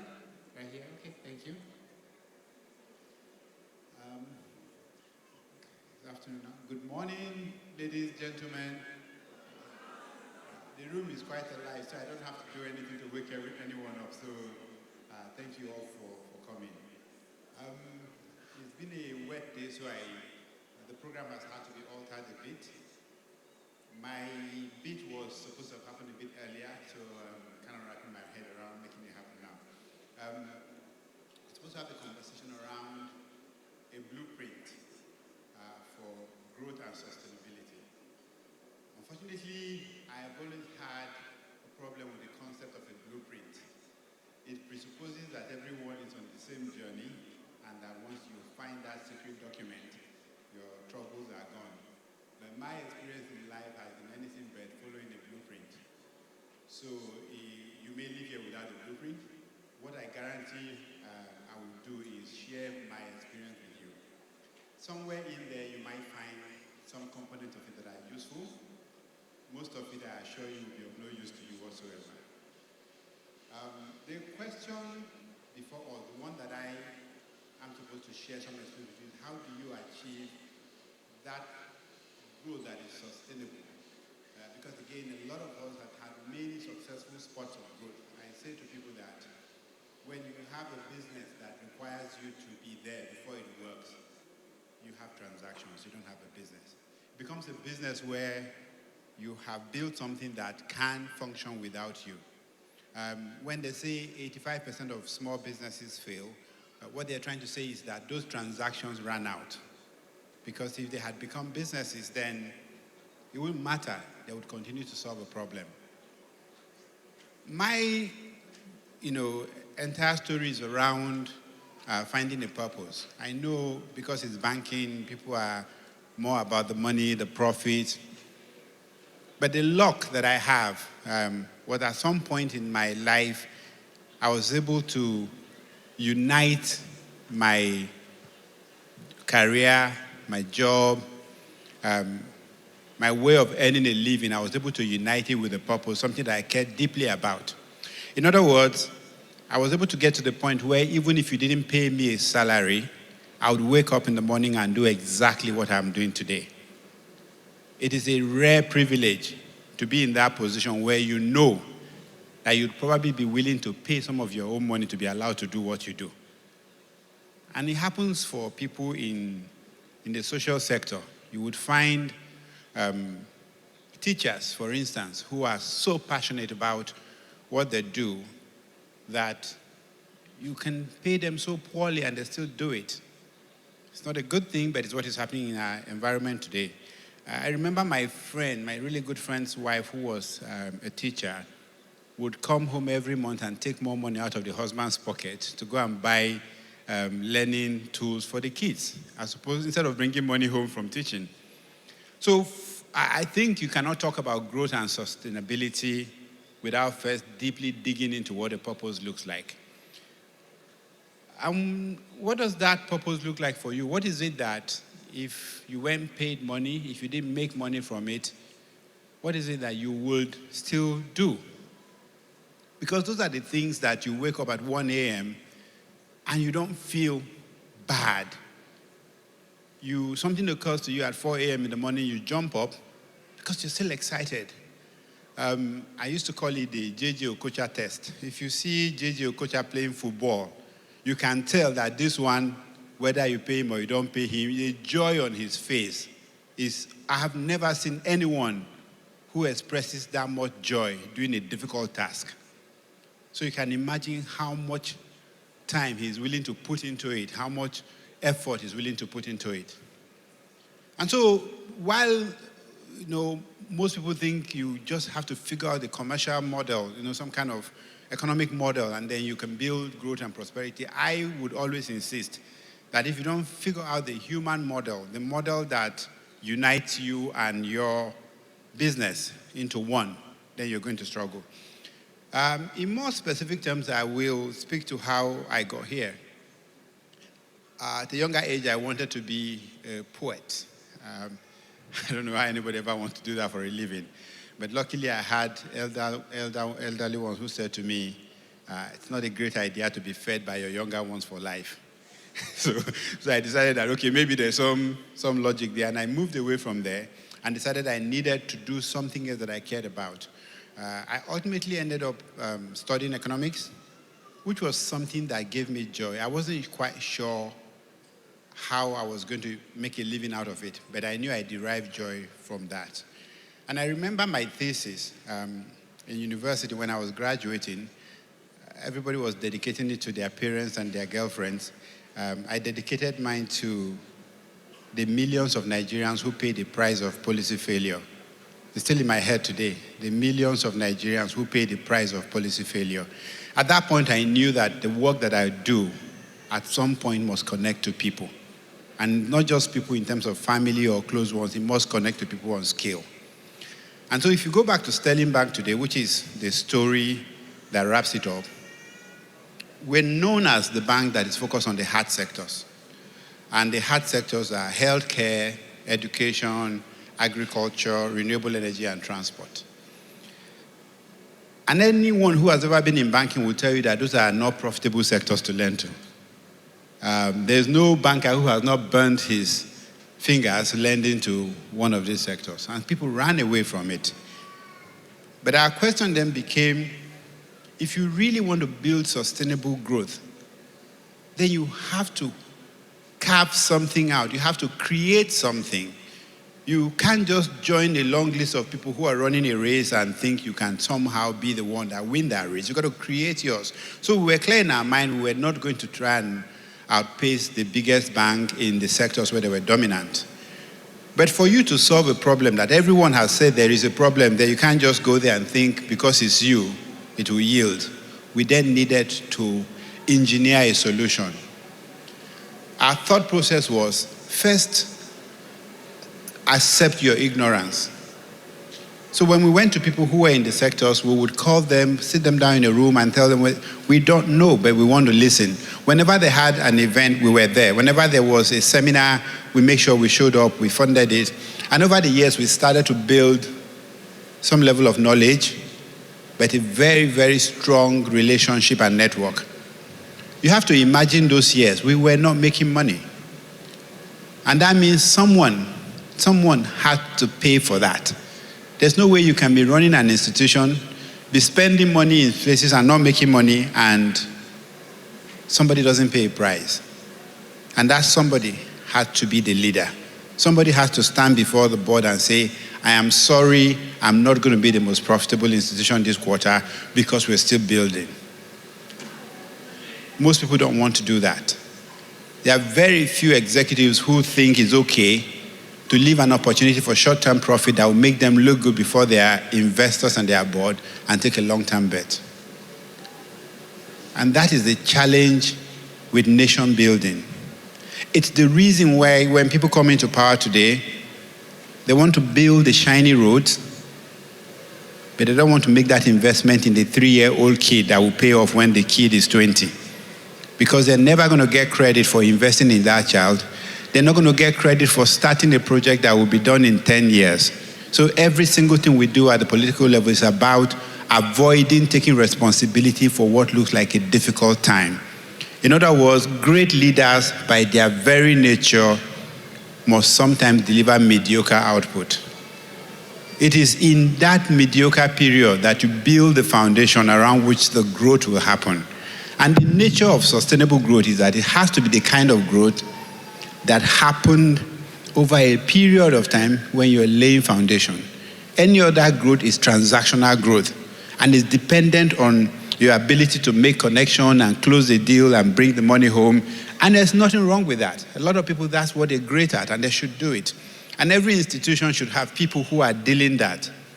But the leader must be someone who says, I will not see it in my time.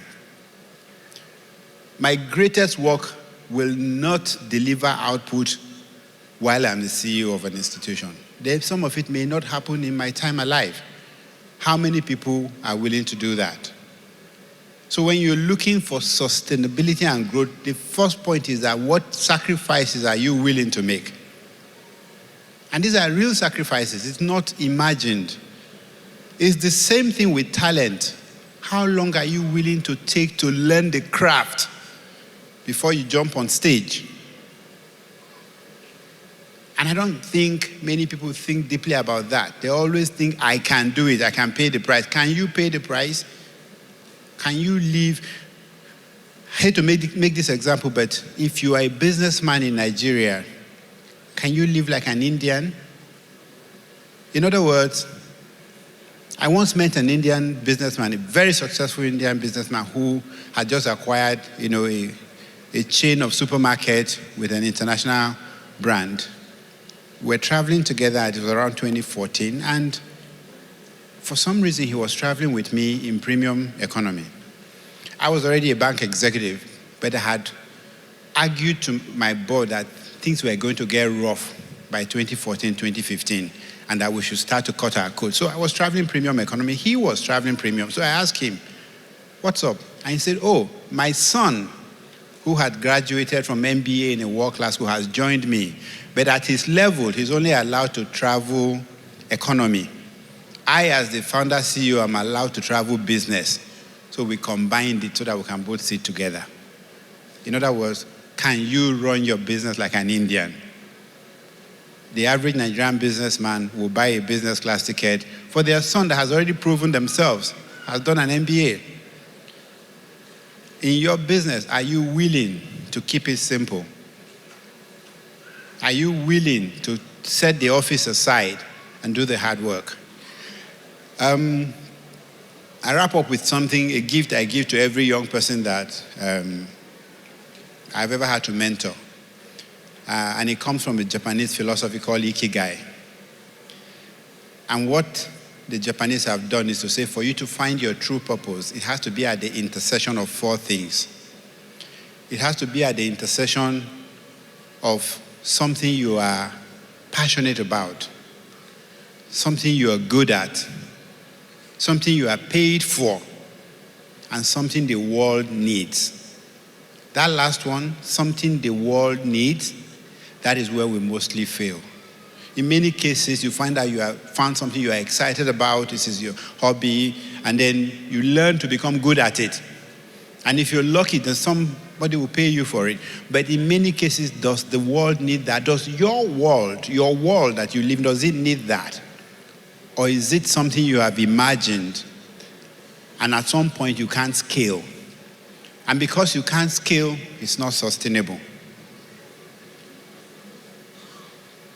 So I want you to think, are you willing to make a sacrifice if you want to build a sustainable business? Are you willing to be the one that look like you're an average performer simply because you are getting set?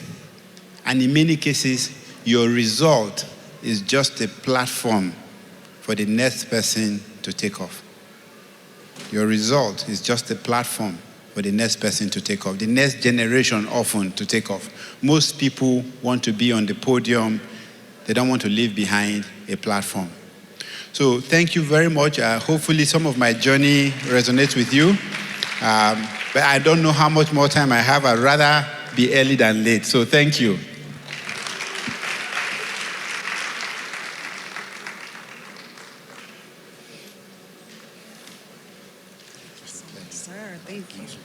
Can we put our hands together one more time for Abu Suleiman? He's the Managing Director and Chief Executive Officer, Sterling Bank. Put your hands together for him one more time. You know, I look at people like this and I look at myself and I wonder if I decided to be serious in my life, how far I would have gone. I would have gone too far, honest. But when they sent me to school, I was failing that was my hobby. I was failing was my hobby. I was a failist. Yeah. I was failing so much, failure came to me and said, please mentor me. I don't know what I'm doing.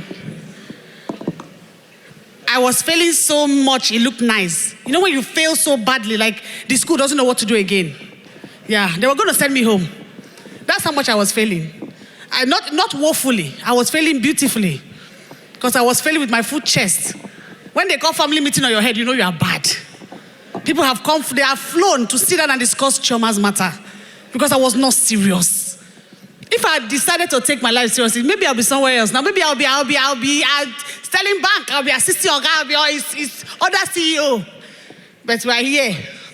I make you laugh for a living. Oh, my life. Just look at my life. But it's okay. We are serious with other things. I'm a funniest.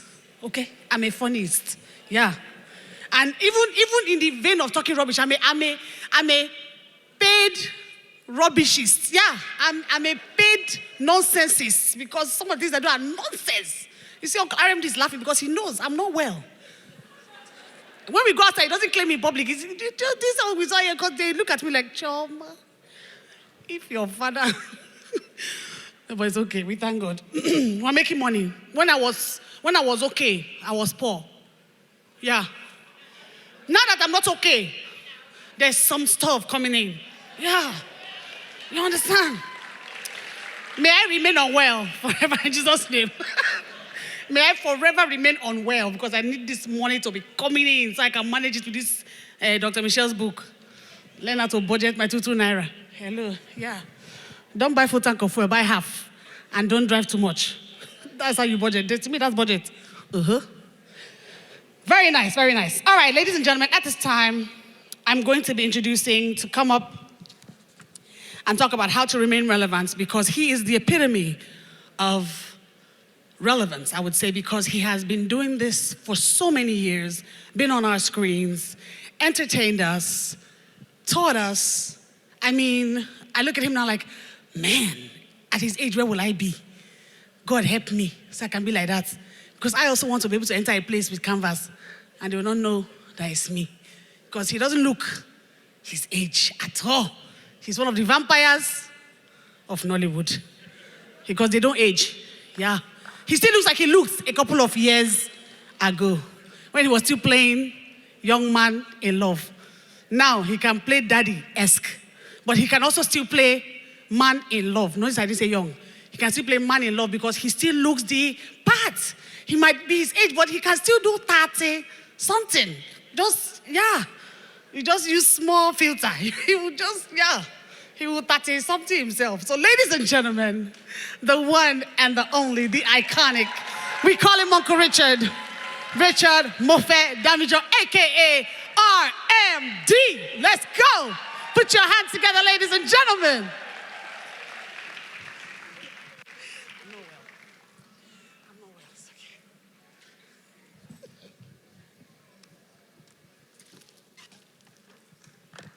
Thank you so much, Chigul. Well, good afternoon, everybody. I frown at public speaking when there is a long distance between me and the people I speak to. Because I have found in the work that I do that the space between us is where all our dreams die. Hello? Did you hear that? This is the problem with life. This space, where I'm standing and where you are sitting, and this space is what the problem in life is. As an actor, life for me is about spaces, audience, and distance. So usually, I would love to step out of this place and calm down. Can I?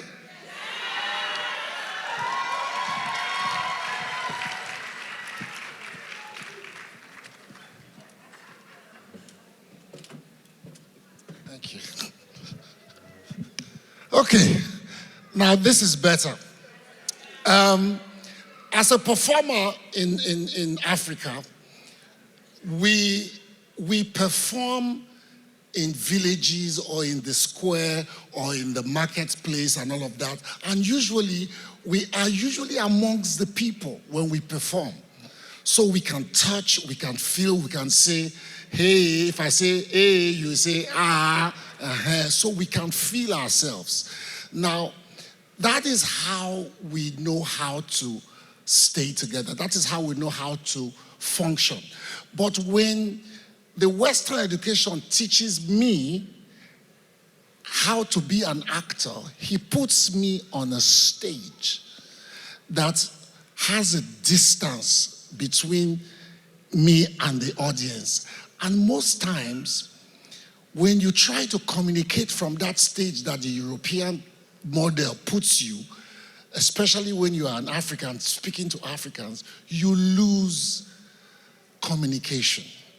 And so every time I have a chance to be able to speak to my people, I love to be able to step out of the proscenium and come into the round. Okay? Now, does the world need people who are funny? It does? So the world needs people like Chigul, right? So the world needs people like King Tonto, right? Which means that the world also needs people like me. Good. Now, what makes King Tonto who she is? What is it about King Tonto that when she steps onto a room, the atmosphere of the room changes? Why is that? Sorry? Aura. Her personality. How did she build that personality? What is inside that personality? Do you have that personality? You have your own personality. So how does one even begin to build a personality that becomes enduring with his or her audience? That is what relevance is. Look, I have studied, made notes and all of that, but today I want to speak to you from my heart and say to you, just like Dr. Abubakar, the MD of Sterling Bank, that maybe my personal journey is what will speak to you today. And in the process of telling you what I did when I started and where I am today, we will probably find some connection as to how to remain relevant in whatever it is that you do. Because when people ask me how, oh, by the way, when people say I have been relevant for so long, it means that I finished university after learning how to do theater and be an actor in 1983. So I did youth service between 1983 and 84. And so you can say that professionally, I have been acting since 1984, which is to say, this is 41 years of doing this business. But that is not what is important. It's the fact that 41 years of doing this business, some of you were not even born when I started. But you were born, you came to become an adult, you heard from your parents or your older friends about me, you have seen me, and now you are with me, but you still like me, right? Good.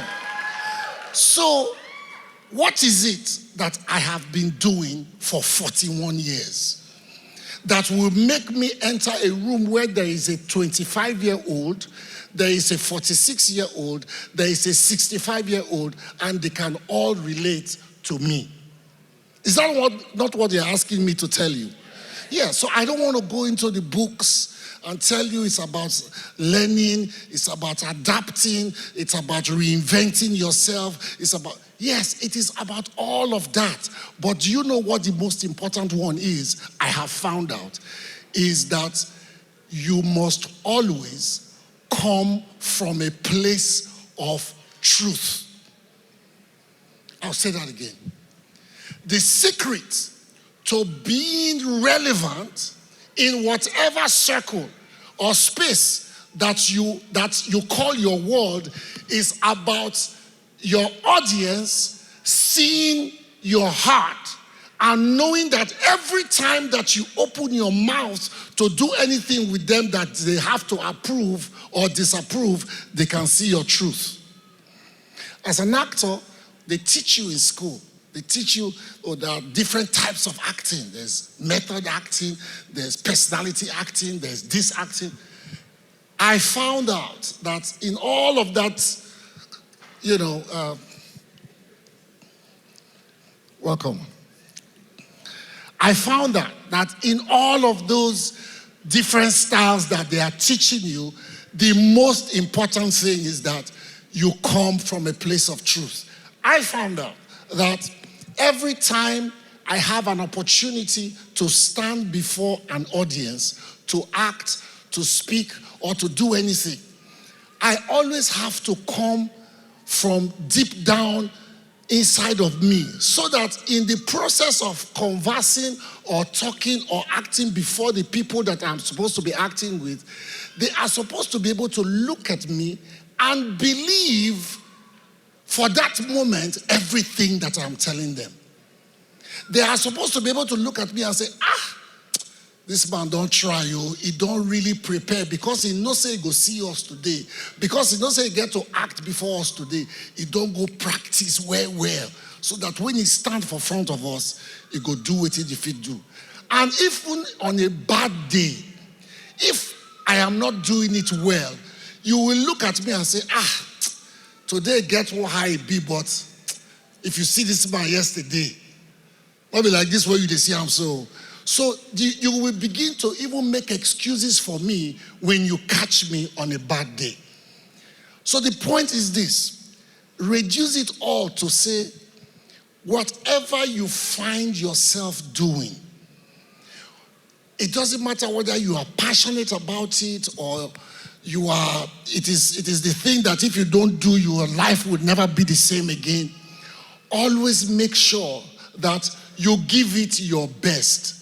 People say 100%. I call it becoming. I call it becoming. So whatever it is that I have to do, I become that thing. Because in the process of becoming that thing, you can relate with me.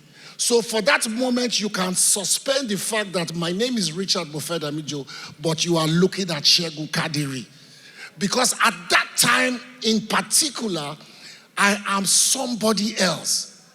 And for you to be able to suspend your disbelief and think that I'm that person, you have to see that person inside of me.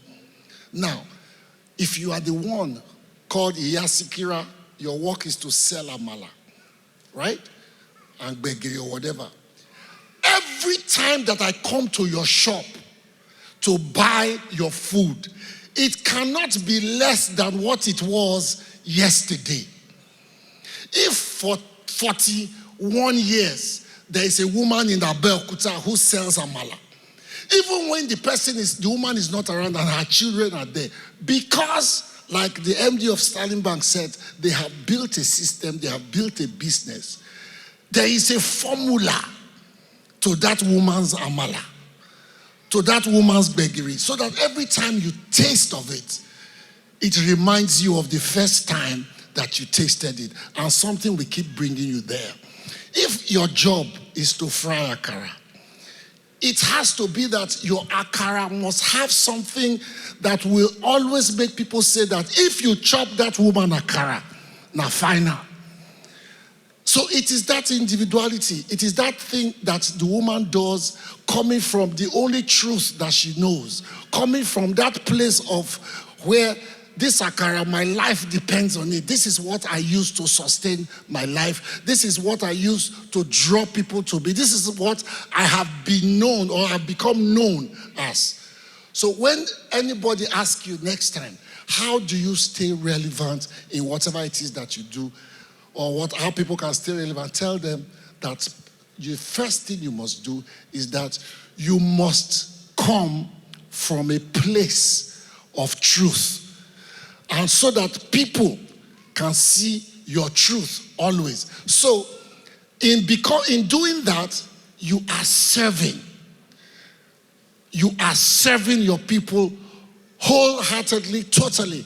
If leadership at every point, and when I say leadership, I don't mean just government. If every one of us who is in a position of leadership does that always, you will find that it conforms with the principle of loving your neighbor as yourself. You will find that it conforms with when you find the work of your hand, God will bless it.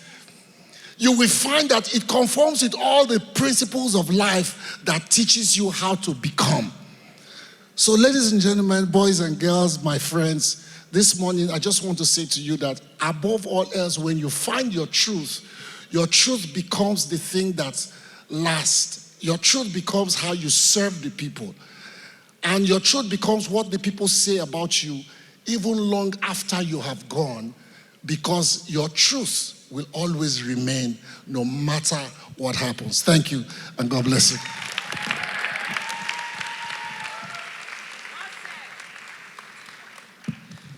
On that, we say Migwo. Hello. That's all I know. That's my level. Can we put our hands together for him one more time, ladies and gentlemen? See, now I can just put on my bucket list, have collected a lecture from Uncle Richard. Uncle Richard, what? You see, I don't understand. People are multi-talented. You say he's not just an actor. He do teach. He do it. You understand? He have come now, just on this very good carpet. He stood here. He bridged the space between you and him. And he told you, fry your akara with your chest. Okay? If you're going to make amala, be an amalaist. If you're going to fry akara, be a what? Oh. Can we put our hands together for him one more time? Once again, these are the things I look at and I be like, Chioma, where were you? When do I give out sense? I collected like 0.5 centimeters of sense. Uncle Richard took like 800,000 million. Because I love it. He's my colleague in the industry. But he's Uncle Richard, but he's my colleague somehow. Amazing. Ladies and gentlemen, while Uncle Richard was speaking, we had a very special guest walk in the room. Say now who? Do you know who? You know who it is? Do you really know who it is? So if you know who it is and you know what she's about, put your hands together and welcome in the room. Yeah. None other than the one and the only, Her Excellency, Mrs. Dolapo Osinbajo. Can we put our hands together for her? You're very, very welcome, very welcome. She's so demure, just so, see, why can't I be demure like that? I'm just an agaracha. Why can't I be demure? I mean, she can see how she's sitting down. I can't try it. To keep leg together herself is a problem because we must be scattered. See, she's just on her hand, she's prayerfully sitting. This is what they call prayerfully. Just waiting for God's blessings. These are the kind of people that God will be looking at like my child in whom I'm well pleased. Me, God gives us side eye. God will be like this, just go. Just be going into the world. Very, very happy to have you, ma'am. Very glad you're here. Thank you for honoring us with your presence. And then, I now looked again.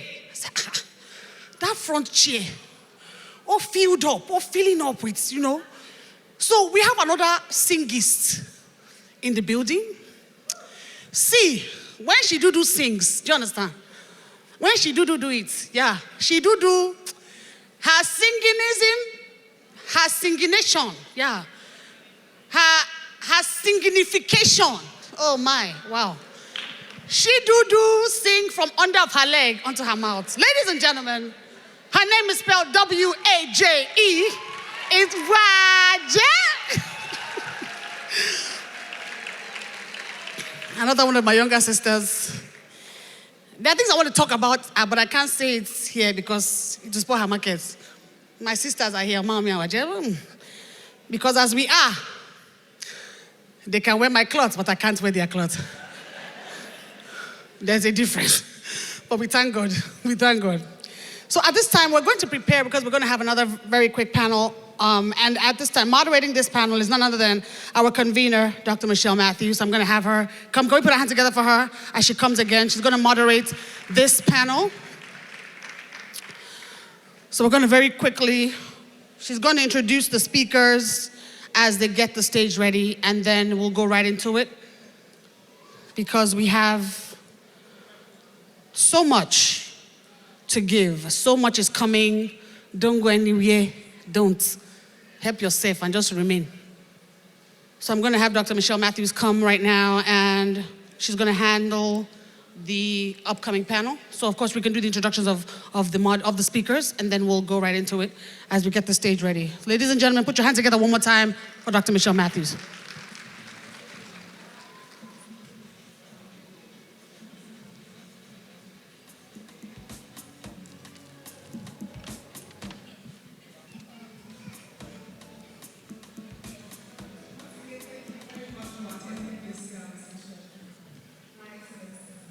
Thank you very much. It's an honor to have you in the house. Thank you. Thank you for...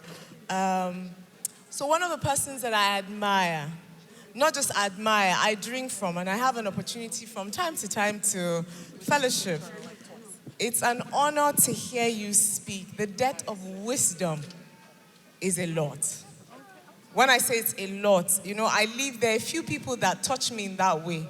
When I am in their presence and I get to hear from them, or I get to pray, or I get to just fellowship a little, I come out thinking, Michelle, you should do better. I understand what Chigul is saying. Because sometimes life is about people, not about you. And if I have seen one thing about her, is consistently giving, praying, standing in for people, going where you will not believe she would go to make sure that somebody else is okay. God bless you, ma. Thank you for being in the house. Thank you. And thank you everyone that has come. So without taking too much of your time, I would want to invite the legend himself, Richard Mofe-Damijo. It is an honor to have you today. When we talk about legacy, he started acting and now his son is acting. Do you get what I mean? He has done it right till he has taught his son. So you are now seeing that it is moving and is moving well. So if you need to ask yourself, so how do I get there? How do I also not do something short term? Meaning I live for only me, myself, and I. When I go, everything stops. So it's an honor to have you in the house, sir. Thank you very much. I would also like to make welcome today Tonto Dikeh. She is someone that I have admired, and you will not believe the reason why I admire her. 10 years ago, 2015, please come up. 2015, I saw her wear a pair of, it was when social media. She had a pair of, I think, sneakers on, shorts, a t-shirt, and she said, I'm going to go into agriculture. Agriculture. I think it was a fishery she went to inspect. And she started investing. 10 years after 2015, I saw her meeting with some ministers, again on social media, this time around speaking on agriculture and how to give back. To tell you what can happen when you are consistent in a journey. Do you get what I mean? Not start and stop, start and stop.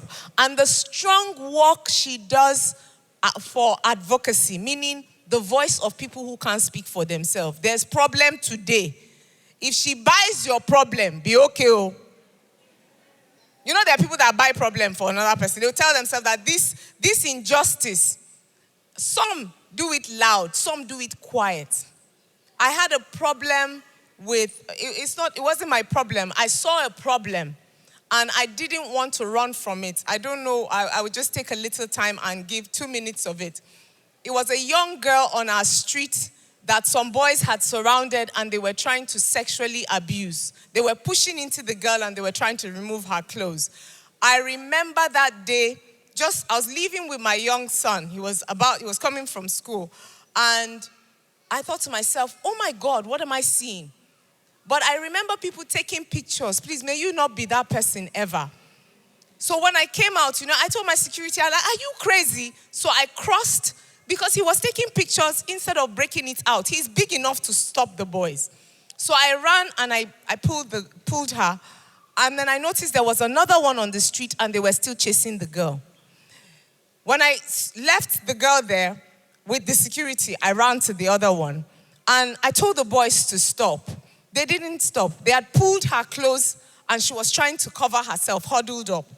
And long and short of it was, they ran back a little, I held her. Then I saw like 3-4 girls come out. And before I knew it, there were like 20 on the street. The girls had been hiding in different areas. What was it? School had ended. And it was the last day of a girls' school and a boys' school. And because school had ended, that is what they do. They would tear the uniforms, they would write on it. And we had almost 40 to it became 60 that needed to go to their house, but they couldn't go. It's a close. The boys had blocked one and they had blocked the other. Suffice to say, that day, I personally believe that an angel followed me. And a guy just came out and said, no, I've had enough of this. A girl was raped here 2 days ago. Let's go. So we formed a barrier and took the girls from my office in Ikoyi to around Obalende under bridge to make sure they entered their buses to go home. That thing left a mark in my mind. But it wasn't a happy mark. I was traumatized. I could not sleep. And when I'm traumatized or I'm worried about something, I prayed about it and I wrote. By morning, people had gone. I was looking for one particular boy because he kept saying he would go, the girl who had told me about it, he was going to go look for her and he would harm her. He kept threatening. Now, why do I tell you this story today? When we wanted to take it to court, because we had quite a number, 2 had been raped, so we wanted to take the matter to court. The people who were raped were the ones that were ashamed. The boys were not. Long and short of it was, that's the first time I met Miss Sushibajo. She called to ask, how are you doing? Do you need any help? I'll never forget that thing. It made the difference with me entering court, and 3 years later, we won the case. I went off social media for 3 years to make sure that nothing was said, nothing was heard, so that we could make sure that the school system in Lagos, when it closes, there's security put on different streets. You will see today, go to schools, you will see the what do you call them? Those are the Lagos Rapid Response. Those were the things that we were able to bring out of it. And got maybe about 20 or so new foundations started. What's my point? You don't have to be so loud or so big to make a difference. And sisterhood is important. And that is one of the things I admire about you. Thank you very much. That's why you're here today. Thank you. I would also be calling on this stage to join us very quickly, Chigul. Chigul is dear to my heart. I want to ask, what are we doing in entertainment? Where should we invest? How should we speak the English? It's herself. I would also like to invite Aisha to please come up. She has something to say to that space. You would be happy to hear it. She wasn't expecting this, so we would add one more seat while I moderate. Please, can we get one more? She has something to say, and I think you should hear it. There's a space in agriculture, there's a space in creative economy. I don't want us to miss that space. She will tell you herself what they're doing. In this instance, I won't be sitting, so please take the honors. So let me ask you, please, when you settle. Sir, when we talk, this year's event, we called it Legacy in Motion, meaning we called it how do we move the next generation forward? You are the next generation, and I am the next generation. How do I remain part of a system that I have benefited from, but I'm now giving back? What makes you the way you are, the one we so admire? We've heard a little from you, but how is it that your son is able to follow your footsteps? Did you say you must act? Okay. Well, apparently he actually been nursing the idea of it, but come to find out that he was a bit scared that I would say no, or that I would say that, is it because I am an actor, that's why you want to be an actor? So he said he just wanted to get his degree first and do all of that, but it was after his graduation that he said to me, you know, Dad, this is what I want to do. No, not at all. In fact, so nice. In fact, I was telling a friend of mine, a business partner friend of mine, that we did a film together, that it's ironic. 5 children and not one is interested in acting. And and it was after that he was able to say to me that, no, I'm actually interested in it, but I didn't want you to feel like I didn't want to do, you know. So he's moved to LA. Oh, really? No, put your hands together. No, but let's give that, let's do the flowers. Oh, nice. Thank you so much, sir. Yeah. So I would, before I pass on to the next person, in looking at someone here who is dreaming of entering into the creative space, how do they start? What do they need to do? These days, it's hard to even tell them what they need to do, because the experience we had when we were starting out is very different. The world is shifting. In fact, people say that the world shifts every 10 years now, but it's no longer 10, it's actually 5. Okay. It's actually 5. Everything changes now. So every 5 years. Every 5 years, things are changing. Do we agree? You know, that things are changing really quickly. Really, really quickly. Wow. Okay. A few years ago, it was 20 years.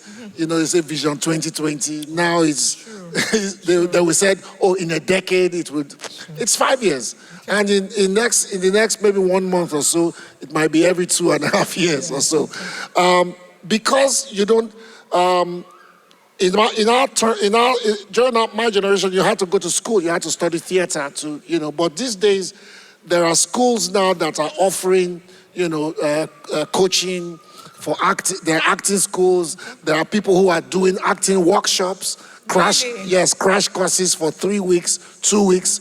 There are all kinds of summer things that are happening. So the path has been reduced. The journey has been reduced. And also because you don't have to go,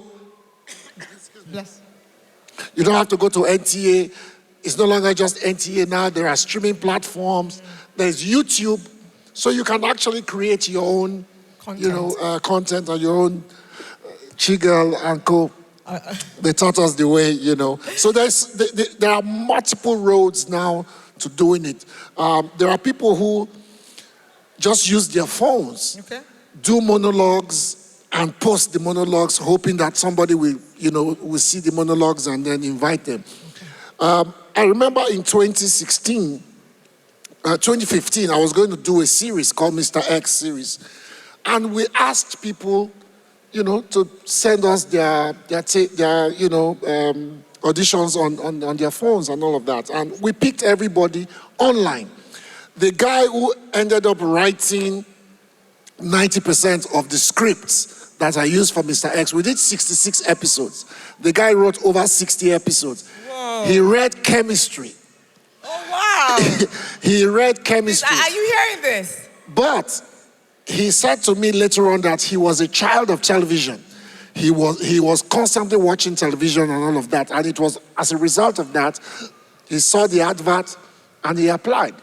and he became my chief writer. Until today, he's gone on to write about 3 movies. So you know, there is no limit. And you can study physics, you can study mathematics. If you find that thing in you that you think you can express yourself, just go ahead, because sometimes we think nobody's watching. But you are not alone.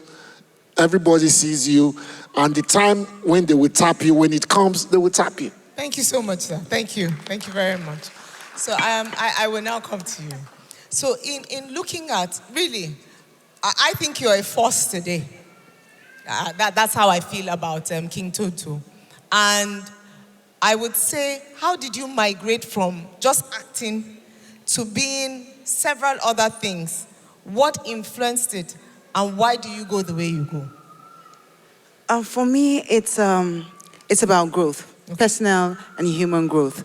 Aside being a human being and a youth and a woman who want to see myself being elevated and catapulted into different realms, when I'm in different realms and in different stages in life, I also want to see the next man win. Okay, so that keeps nice. me, yeah, that keeps Please, me. did you hear what she said? She said she wants to see the next man win. Meaning not only her winning. Because some of us, you know, it's only us and us. Me, myself, and I. That is what drives her to grow, not just herself. This, you know, today, what has resonated with all the speakers that stood here, that's what they all said. From General that spoke to giving back, to the conversation we had, everybody's saying this issue of looking beyond yourself. It's tough, but you can be your brother's keeper. Please go ahead. True. So, you know, being who we are as public figures, there are some people who would never get to grow or never get to experience life the way they want to unless they see you experiencing life that way. It's more like your reflection of progress, sure, or your reflection of backwardness for a lot of people. So when I see 20 million people who are following me, and I know that, you know, I have to change something. I have to elevate in a way that I know that it would affect more people. And even if it's just bringing them into the kingdom of, sorry. It's okay. Please go for it. I'm sorry. I'm born again, so okay. I will. God will come out. God will definitely come out anytime I speak.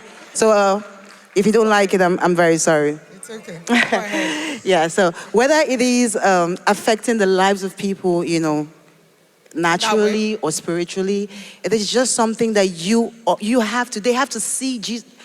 They have to see him. They have to see the change in you. Okay. Okay. They have to see the change in you. So when I think about all of these things, and I also look about the next generation, how I want them to be better than who I was or what we were. So it is the gateway to why I am who I am and why I keep growing and I would never stop growing.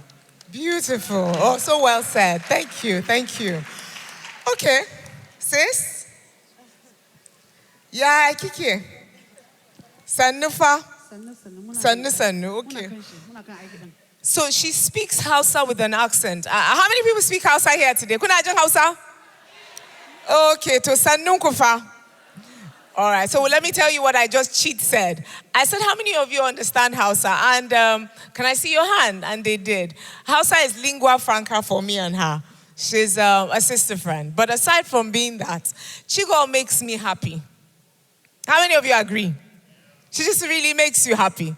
The jokes, the ease, and how do you throw out so much joy in a world that sometimes can be very bitter or tough?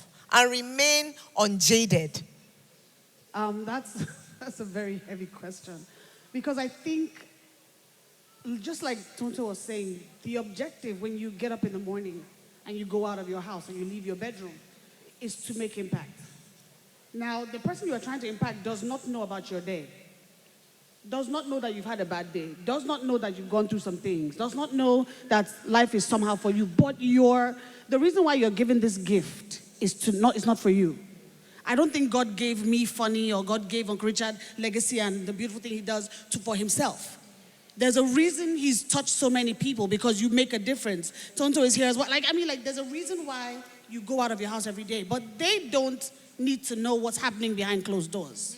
You can't even express what's going on behind closed doors because all that they expect to see is what you're known for, which is laughter, which is, for me, laughter, smiling, happiness. And there are a lot of times that I've had to push beyond my pain to bring the joy.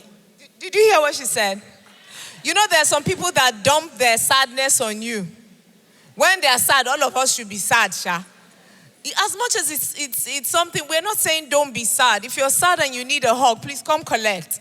But sometimes you need to realize that the other person is hurting too. So speak a bit more kindly and be a bit more patient. How many of us agree with that? Put your hands together for her, please. Thank you so much. So you push past the pain and you keep it moving. You push past the pain, and for me, social media, my life as a comedian, is my work. Okay. It's a job. That's what Chigul does.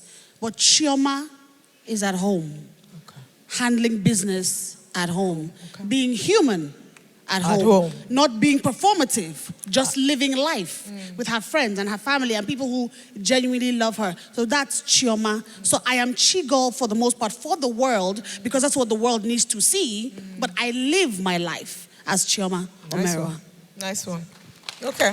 So there's a game face. When you're going out, wear that game face. Huh? Wear it. It's called the game of money for a reason. Wear that game face. Nobody is interested. Go get the business done. Then when you come home, please have community that holds you, that keep you and grow you. Thank you so much. Thank you. Now, I'm going to ask Aisha a question. How's this going to be? So I didn't want her to the good things that she has in her belly and that MTN is planning. I want you to hear it. So it's free publicity for MTN, really. And then as a person, gosh, in her team, she's called Mama Fire. There is a reason.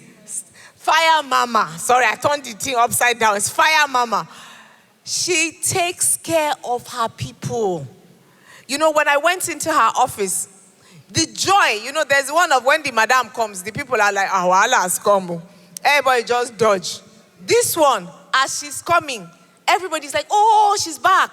And then I need this, and I want this, and this is how it is. And I thought to myself, I had to ask her, I said, how did you get here? It is such a breath of fresh air. You're working with people and you're such a difficult worker, you will lose staff. You will lose staff. Every day you are angry. You just grow old for nothing. So, Fire Mama, tell it. Thank you.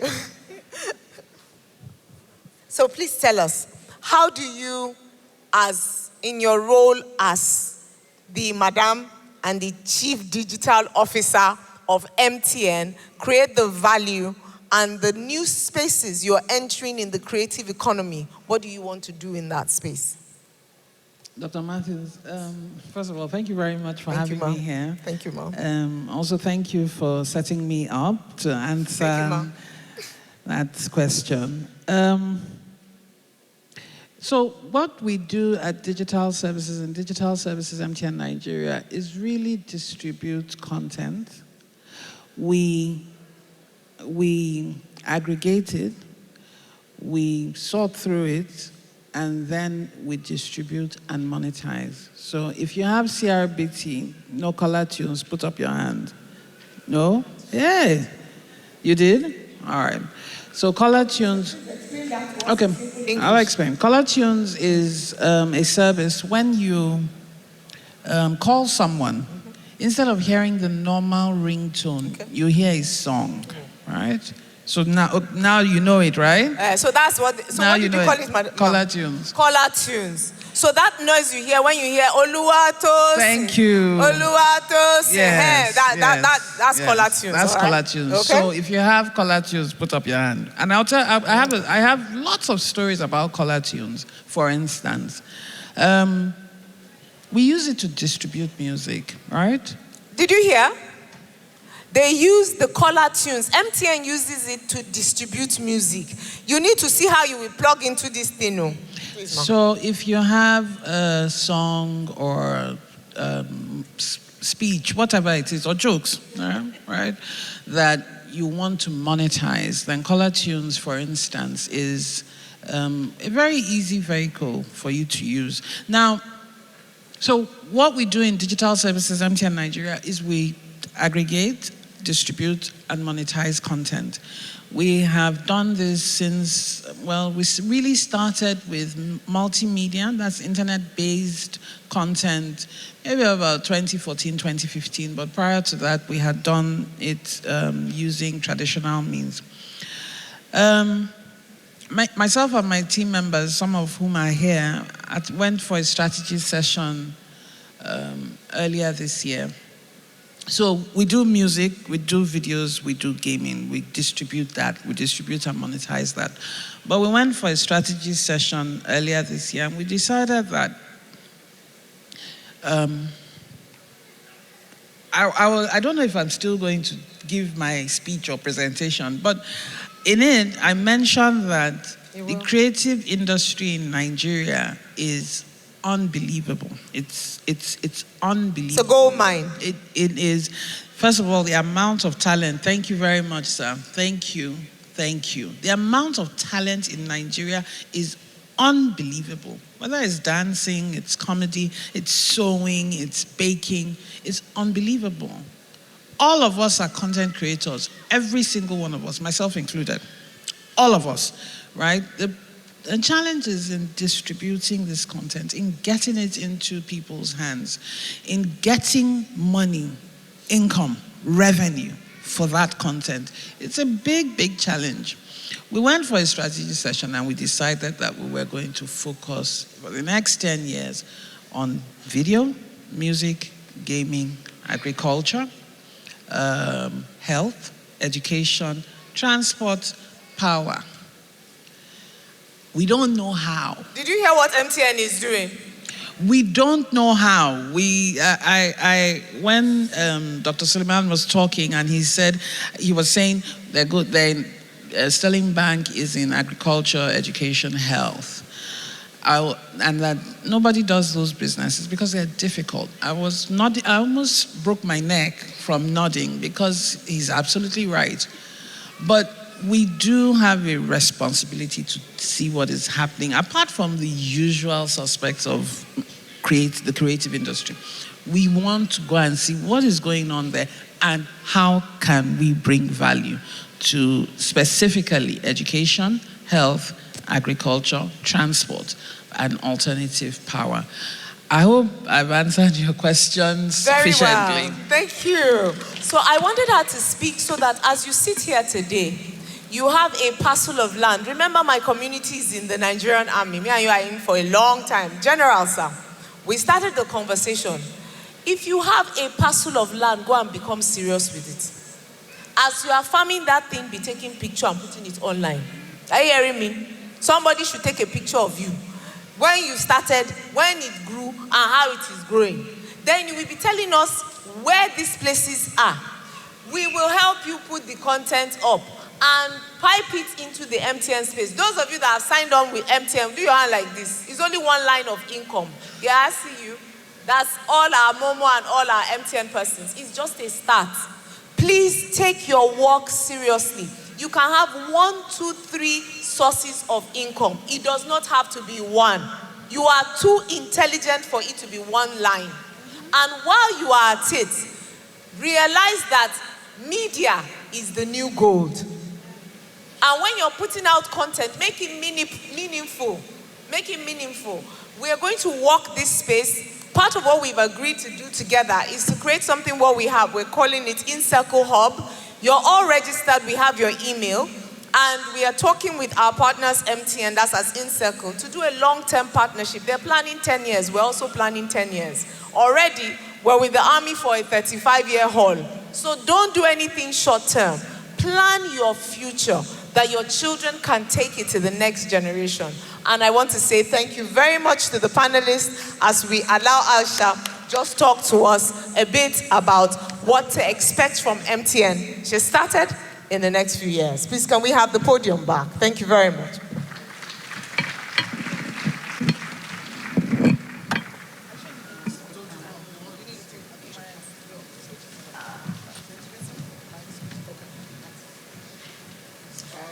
Aisha, please, could you Okay, please, can we take a picture, please, before you go downstairs? Thank you.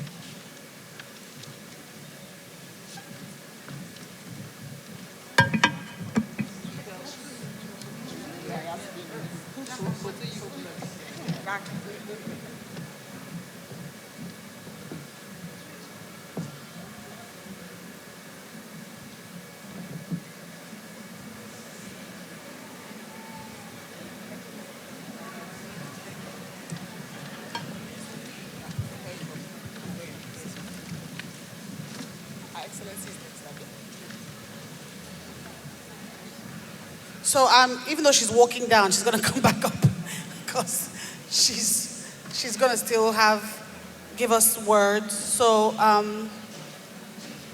once again, I'm gonna let her sit down and I introduce her again so she to be as if she wasn't here before. Let's do some acting.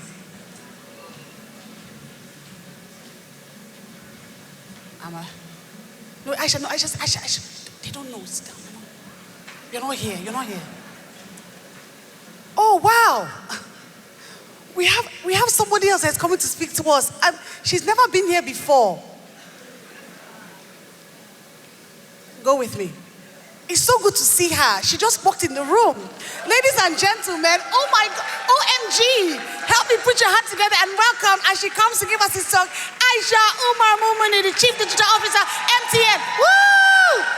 And yeah, so good to see her.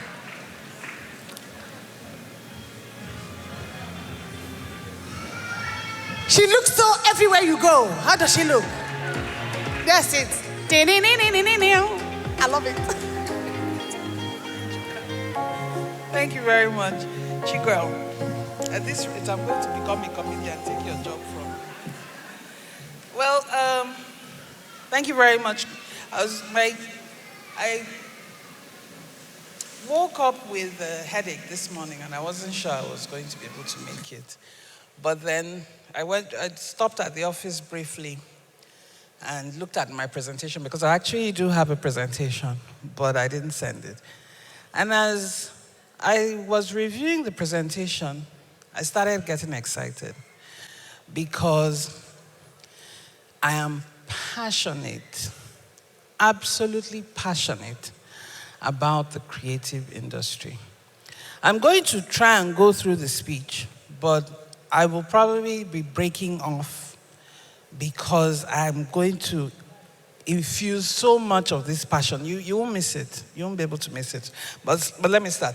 So good morning, distinguished guests, creative visionaries, partners, and friends.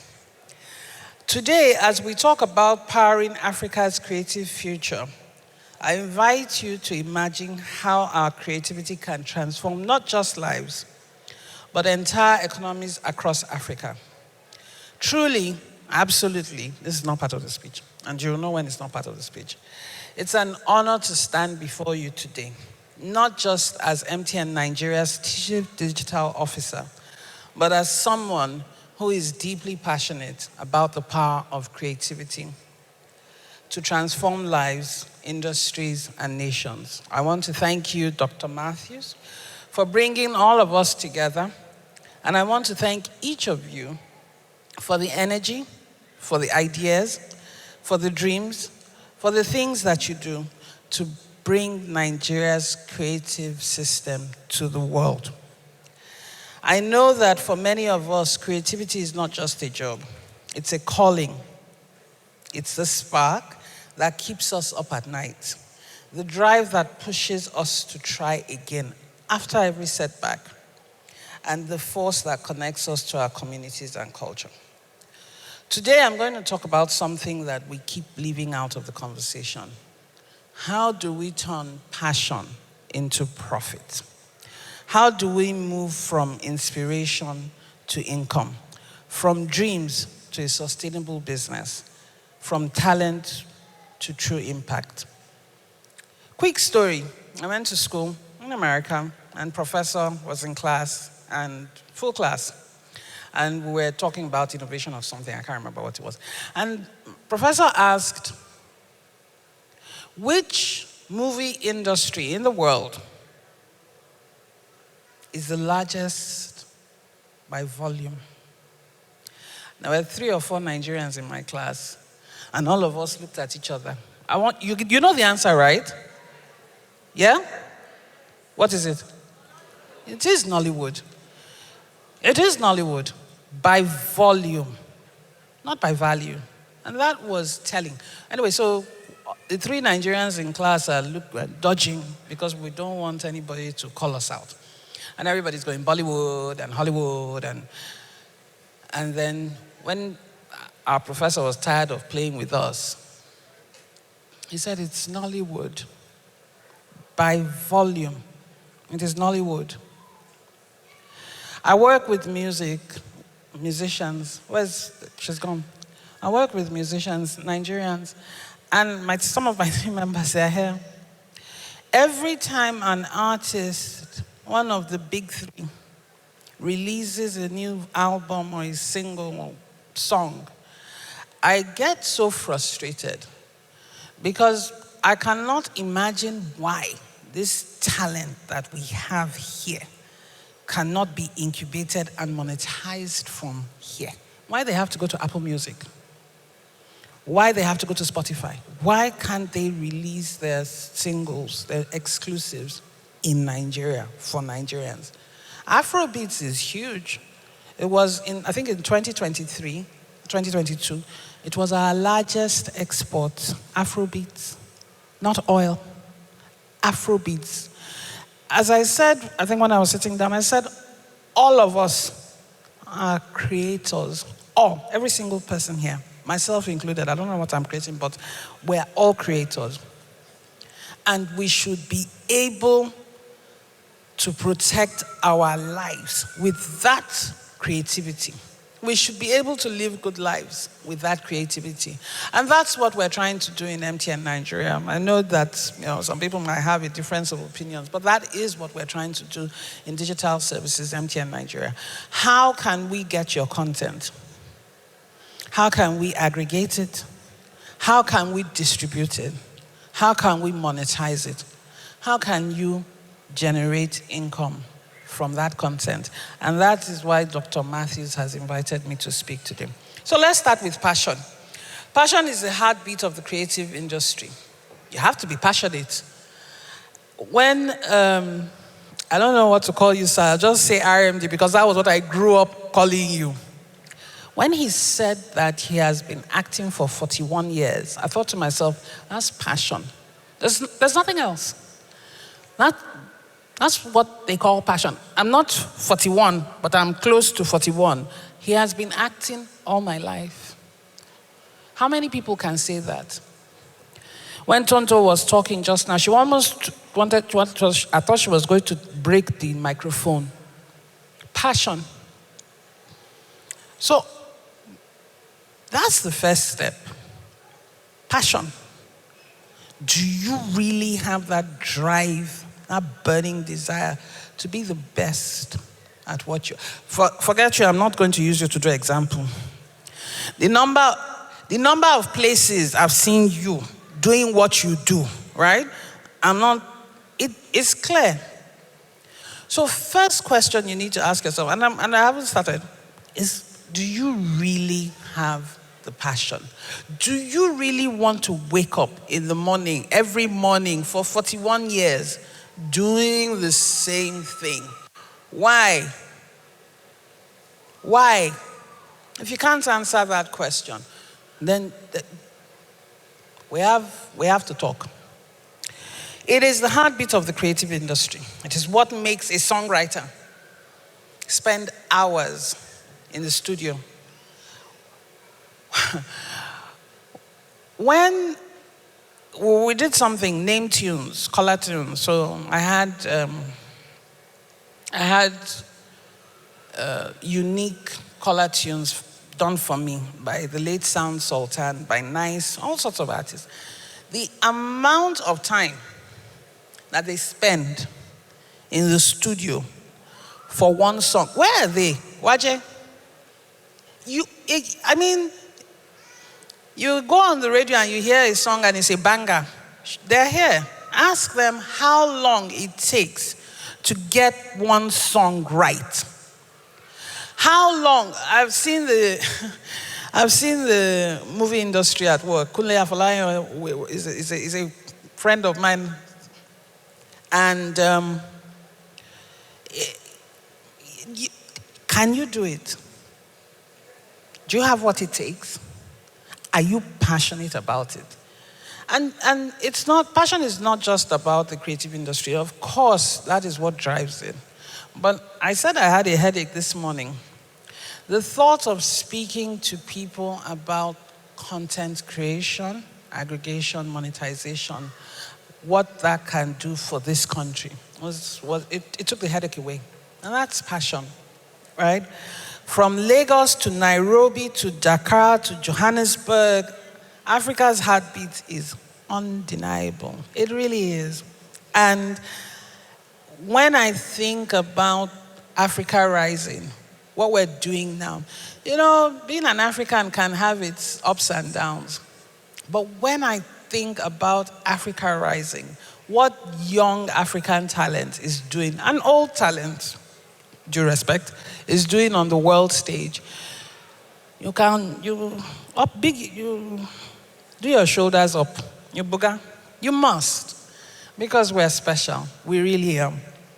From Afrobeats to Nollywood, from African fashion to digital content, our creativity is shaping global culture and inspiring the world. Recently, a musician released an American musician, singer. She released a single, and my auntie calls it social media, was on fire with this song. And I sent the video to my team members on WhatsApp. I said, Ciara just released an Afrobeat song. Discuss. Ciara is an American singer-songwriter. The song is Afrobeat. We're doing something right, guys. We're doing something right. And you should give yourselves a round of applause for that. You really are. Well done. Nigeria is blessed with an abundance of passion, right? Now, how do you what are the challenges with turning this passion into profit? There are many. Infrastructure is a problem, right? And when I say infrastructure, I don't mean power, roads, transport. I mean studios. I mean education.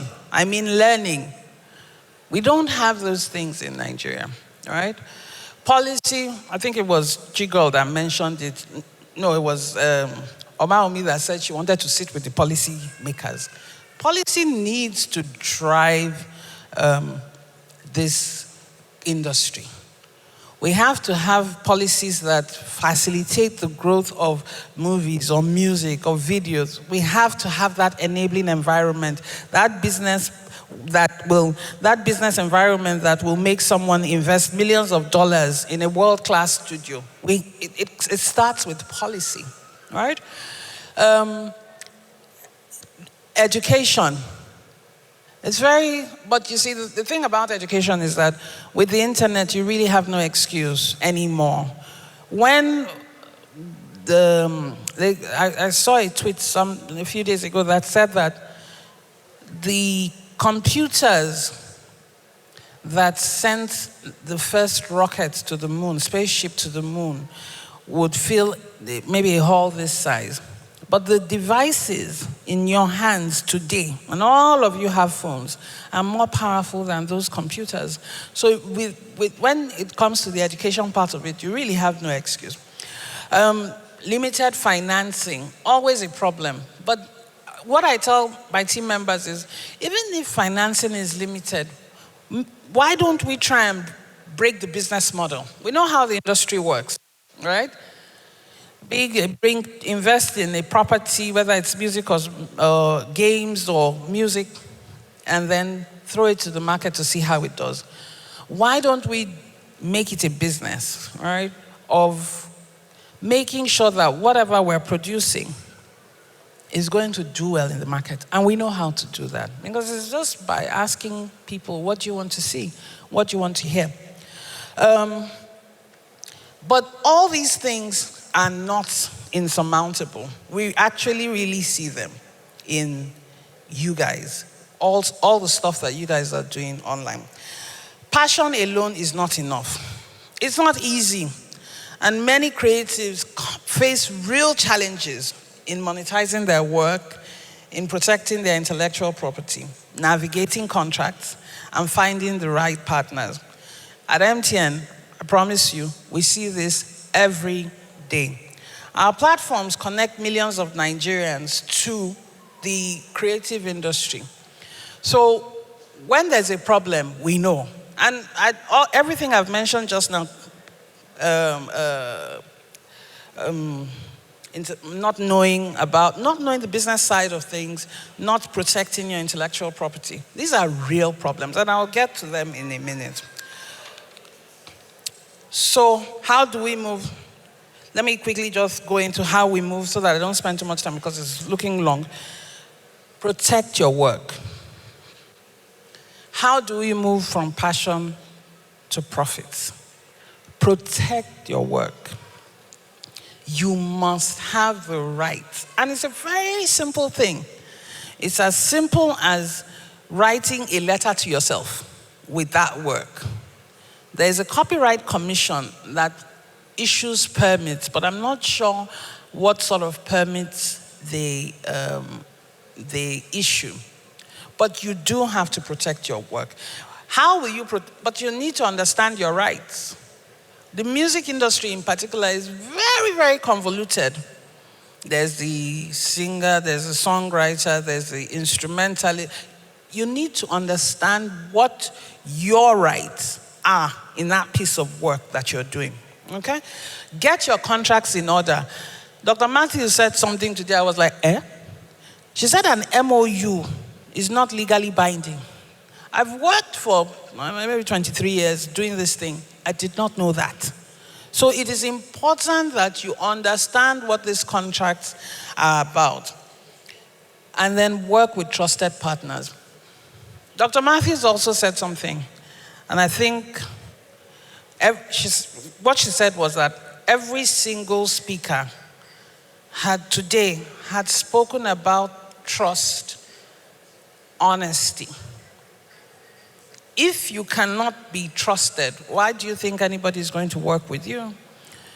But beyond that, you need to find partners that you can trust, right? Choose collaborators and distributors who value transparency and compliance. By the way, MTN is the #1 most compliant company in Nigeria. I had to put that in. We invest in better systems to ensure that every creative partner is protected. I remember once speaking to Dr. Oyebanjo, who you might all know as Dibanj, and I said, "Oga, why aren't you checking the price of your music?" And he said, "Mama, I'm releasing so many songs per second, how many of them am I going to check?"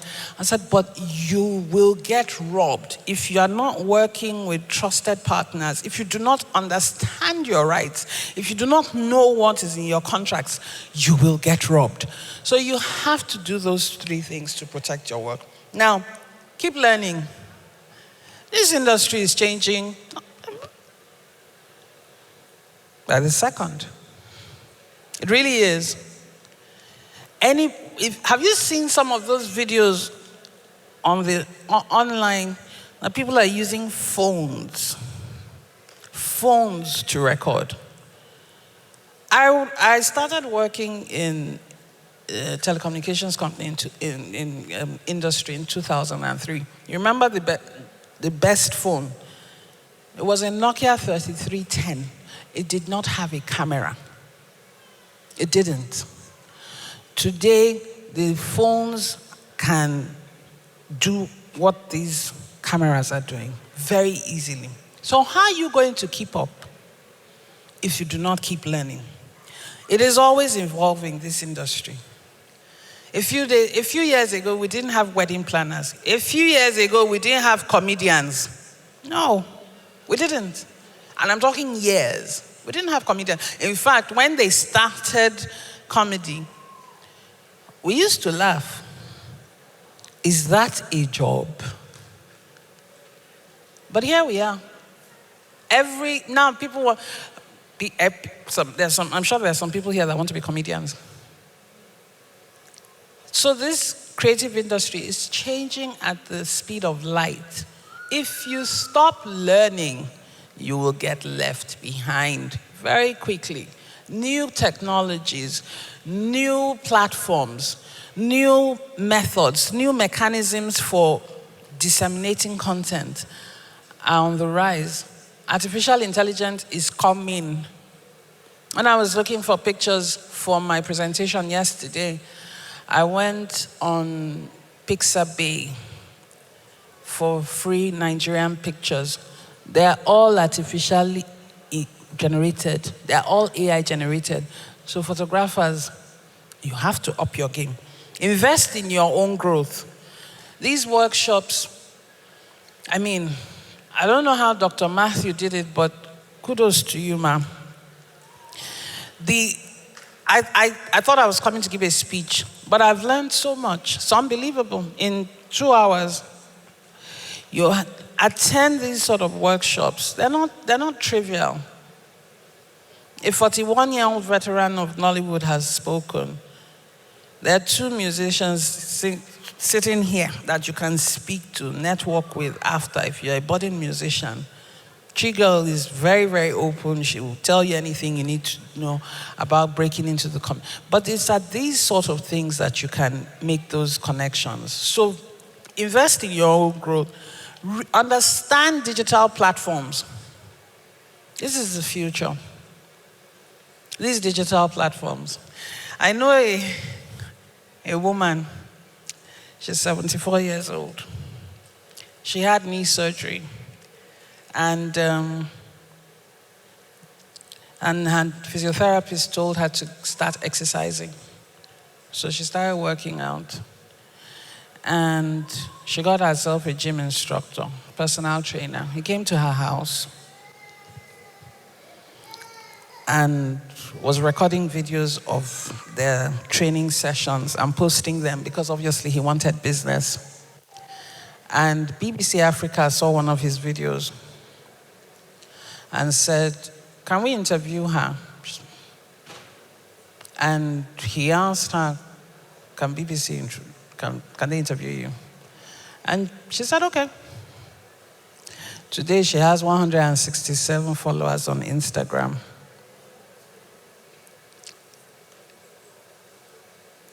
And all of us were like, yes, she happens to be my mother. All of us were like, wow, what is this? This is a woman that doesn't pick up her phone when we call her. Talk less of use it to record video. And maybe she started at the beginning of this year. She started at the beginning of this year. Now, she's 74. Now she's bought her camera. She has her space in the house where she does her videos, and she's posting every day. And she's 74. What's your excuse? What's your story? She has figured out that, okay, when I post my dancing videos, I get a lot of engagement. But when I post those exercise videos, nobody talks to me. So guess what? She got herself a dance instructor. So she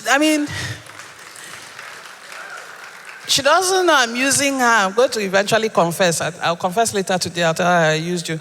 But the point is, she's 74. She's learning every day. Every day. She's a lawyer. She'd never have considered herself a creative. But she's learning every day. Every day she's calling me to tell me, I have a new dance step.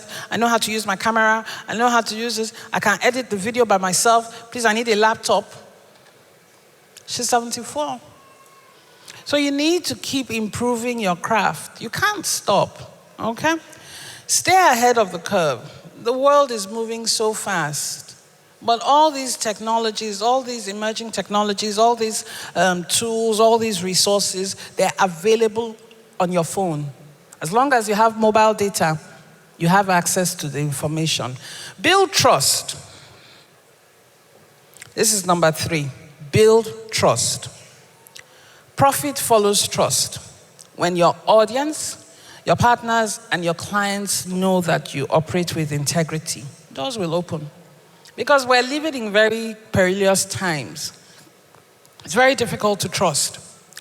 But when your partners know that you will do what you said you will do when you said you will do it,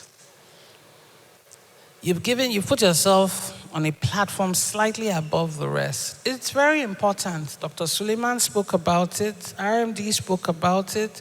Dr. Matthew spoke about it. Honesty, trust, integrity. When you cannot be trusted to deliver on what you said you would deliver, nobody's going to work with you. It's very simple. It's very clear. So be transparent. Share your process, your rates, your expectations. What you expect. And you see, the problem that creatives in particular have is you are so busy being creative that you forget about the business side of things. And then you get cheated when people cheat you. So be transparent, deliver on your promises. I said it already. Reputation is everything. And RMD said it. Reputation is everything in the creative world. One missed deadline, one broken promise, that's it, it's gone, it's all done. Choose partners who share your values. You see, this thing about values, I'm giving a talk tomorrow about values. It's very, very important. You have to know what you stand for.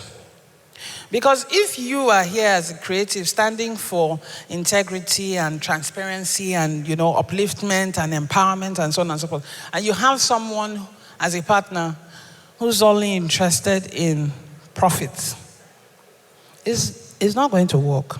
But you need to know who you are first. And then select partners that drive those values, that will help you enforce those values. Otherwise, that transparency that you've built up, gone, trust, gone, everything gone. So it is critical that you choose the right partner. We have, I'm not sure how many partners now, but they're licensed by the Communications Commission. Maybe about 120. And we try to sit down with them every quarter to tell them what we're doing. About 120. Every quarter, this is what we're doing, this is what we want to do, this is how we did with what we said we're going to do with you, and so on and so forth. And these are the people that interface directly with the creative industry. We do this so that when they're interfacing with you, they're exhibiting the exact same transparency. Sometimes it's a hit, sometimes we miss it, but we continue to do it. And MTN Digital Services in particular is known in the industry for being transparent, for doing what we said we would do. If MTN operates that way, why can't you just deliver on your promises? Collaboration and network. It's funny, eh? We all said it. You can't go it alone. If you want to go fast, that's what that proverb actually is. If you want to go fast, go alone. If you want to go far, go with people.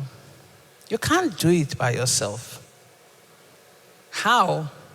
Do you know how to operate the camera while you're doing the acting and writing the script by yourself? No. So you need to find like-minded people. You need to find people who have who share the same values as yourself to collaborate with. You need to network. I hope this is not the last one. Just don't come and meet us, Dr. Matthew. I hope you will have this. This will be an ongoing opportunity for people to get together, to collaborate, to network. Build your network, attend these industry events, join creative communities, connect with mentors. This 74-year young lady has been, she's a grandma, for crying out loud. She's a grandma, but she's getting invitations from the creative industry, either to exercise with her, or to dance with her, or to act with her. They're out there, but they have to see consistency. They have to see that drive, that passion, that excellence to keep doing what you're doing, even when you don't want to do it. That is when these people will connect with you. Okay? Share ideas and resources. Don't be afraid to collaborate with others, even those outside your field. I'm a telecommunications engineer. Why am I working with the creative industry? Because it's huge. It represents an opportunity for upliftment, for empowerment, for 220 million Nigerians. Of course, I'm vested in it, absolutely vested in it. But I can't do it. I'm not a creative like you guys are. So I'm here to say that we're ready to collaborate. We're open for business with the creative industry. Okay? Support each other. I mean, isn't it uncanny, Dr. Matthews? We've said, Dr. Suleiman said it. RMD said it. Now I'm saying it. You have to support each other. You cannot go it alone. Okay? Some of my proudest moments have come from seeing musicians grow. Harry's song came to MTN in 2008, I think, and we asked him to do a Nelson Mandela song, and he blew. We ran Project Fame, and just own it with your full chest.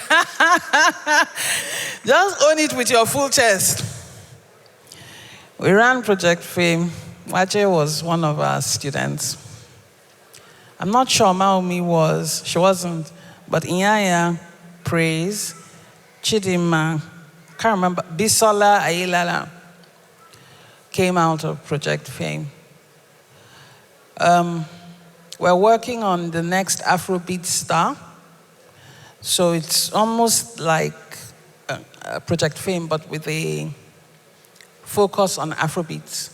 We also have a property called Best of the Streets. We go to local government areas to see the talent that is there, take them on, clean them up, and then make them blow. We work on that with Dibanj in particular. He's been most helpful in that regard. So when I see people that came to us in MTN starting to export their music, it is truly, it is my passion. I'm sorry. It is my passion. Digital. We're living in a digital age. There are about 190 million mobile phones in Nigeria. Everybody has a mobile phone. The first thing you do when you wake up is to check your mobile phone. Whether it's Instagram, Twitter. You cannot not be using these digital tools. The barriers to entry have never been easier. The smartphone started at, $500? I apologize, $500. But we in MTN specifically, are looking for a $20 smartphone. We had a bit of a challenge with the devaluation, but we have restarted the conversation. $20 is what? About 30,000 naira? About 30,000 naira. So you can get a phone. Once you have a phone, what's your excuse? I saw an app yesterday that allows singer-songwriters upload their songs to the app. They pay for keeping the app there, but that app then publishes their songs on all the other music streaming platforms. So digital platforms are your stage. You need to use them, whether it's music streaming, online galleries, or social media. You can reach audiences from around the world from your living room. Monetization is important, and there are many methods to monetization. There's ads, there's merchandise, you can earn from downloads, you can earn from streams, and there's live events, so much more. So, I've been told to wrap it up. Call to action and inspiration. What does all of this mean for you? It means, for me, that your passion is just as powerful as you are. But it's even more powerful when it's protected, when it's nurtured, and when it's connected to the right opportunities. Policymakers must build enabling frameworks, and investors must take bold bets on African creativity. Educators must merge art with entrepreneurship, and creatives, you must keep telling your stories, but also claim your value. Thank you very much.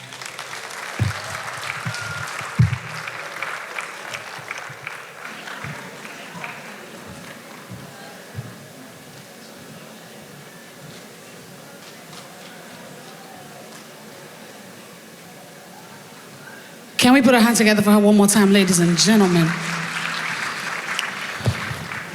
All right, so up next is a moment I've definitely been waiting for. I've literally been waiting with bated breath, just waiting for this opportunity. So I'm going to introduce to come and speak to us. She really needs no introduction whatsoever. I think her presence speaks for her in so many ways. So ladies and gentlemen, help me put your hands together for Her Excellency, the one and the only, Mrs. Dolapo Oshimajo. Put your hands together for her as she comes. A proper round of applause.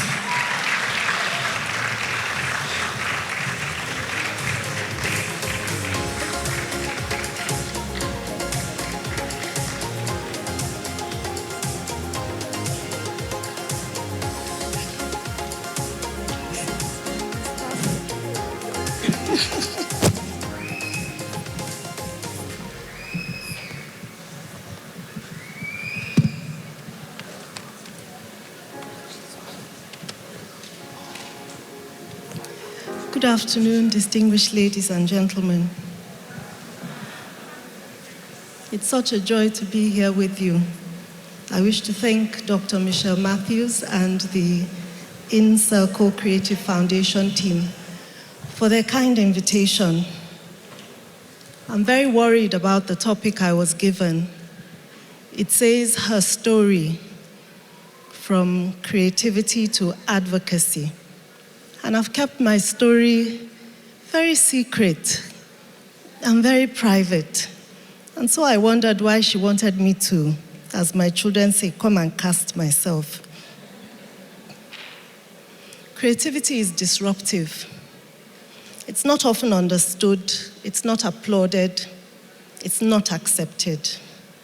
For a season, creativity is trouble. The weight of the glory that creativity carries, very often it destroys the career. It ruins the career. For the very few who make it past the rejection that creativity brings, the separation and isolation, just because you're different, congratulations for making it past.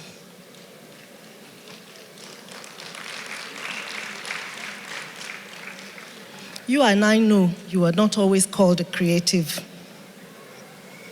What we carry was not applauded, it was not accepted, and it was not encouraged either. Growing up, for me, there were very few careers that were accepted by our parents.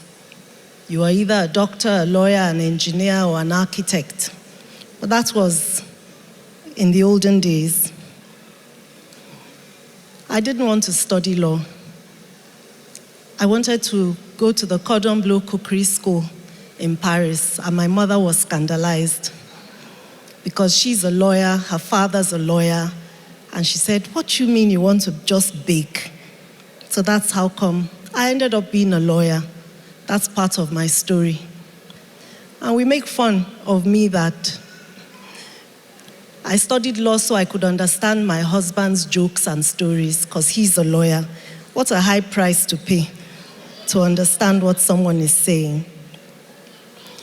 When a new style of maybe music or any other field, when a new style or a new genre of art, when it appears, it's not always accepted. When it appears, people say, "What is this? Who is this? What do you think you're doing? Who do you think you are? How dare you go against the norm?" I love handcrafts. I love baking. I love gardening. I write. And when I was 55, I realized I was also a songwriter, because for many years I would write lyrics to popular tunes. And later on, I started getting both the tunes and the lyrics. Maybe that's the extent of the expo I'm going to give you. So I hope the part of her story has now been sorted out. From creativity to advocacy, I want to thank Richard Mofe-Damijo, I think he's left, for fighting through for others to follow. Chigul, for your authenticity, for making us all laugh. Please applaud them. I know we have here Tonto Dikeh, Waje, Omawumi. You all had to fight through. I'm sure you all had to fight through. But the creative expression each person has is not for you alone. Your music, your art, the unusual approach that your authenticity brings, it's not for you. It's not for your benefit. It's for the benefit of others. There's a Nigerian doctor. He was the very first person to operate on an unborn baby. He took the baby out of the womb, operated on the baby, put the baby back in the womb, and the baby was born normally. I'm sure they told him, "Who do you think you are? What did you say you want to do? How do you think it's even possible?" But I know sitting here, it's not only this man that has this ability to be a pioneer. You also have an ability to be a pioneer. I hope by the end of these sessions, you'll identify that special thing that is authentically you, that is meant not just for you, but it's meant for your time. It's meant for your community, and you will let it out. Your creative expression is something that can save a life. A poem can save a life. Just knowing someone understands, someone has been there before, and they're fine, it means I can be too. Live and let live, I say. Will you be you? Can I be me? Without disrupting society and the peace. I developed a coping mechanism many years ago, and I'll put it in this phrase: keep private things private and public things public. And it has served me very well. I admire those that are able to be open, but unfortunately, I don't have that bone. I admire those that, as Chigul, can laugh with their whole body. I admire it, but I'm not it. I admire those who can walk so confidently wherever they are. Some of us, we have to work on it. I remember the day when my husband was made the vice president, and we were asked to walk to a stage where he would sign. I kept saying to myself, "Look up, Dolly. Look up, Dolly." Because I didn't go to school for this. No one told me about this. I wasn't trained for this. I had to keep saying, "Don't look at your shoes. Look up, Dolly." I say this because the creative is not only you, it's also me. And when I see you and when you see me, you need to see much more than the outer. You need to realize, as someone said, I'm human. The passions that I have been what has led me into advocacy. I'll just tell a few stories because I think otherwise might be too long. I met a young girl. Her body looked like African print because there was not an inch of her skin that had not been marked because she had been through a lot of abuse. She's what we call a house girl in our parlance. Of all the people in the group, she was the most loving. Whenever she would see me, she would grab my bag and she would hug me and close her eyes so tight, like she wanted to live there and never move again. She was rescued from a home where she was abused greatly. From creativity to advocacy, I knew I had to speak up for her. I knew I could not keep quiet.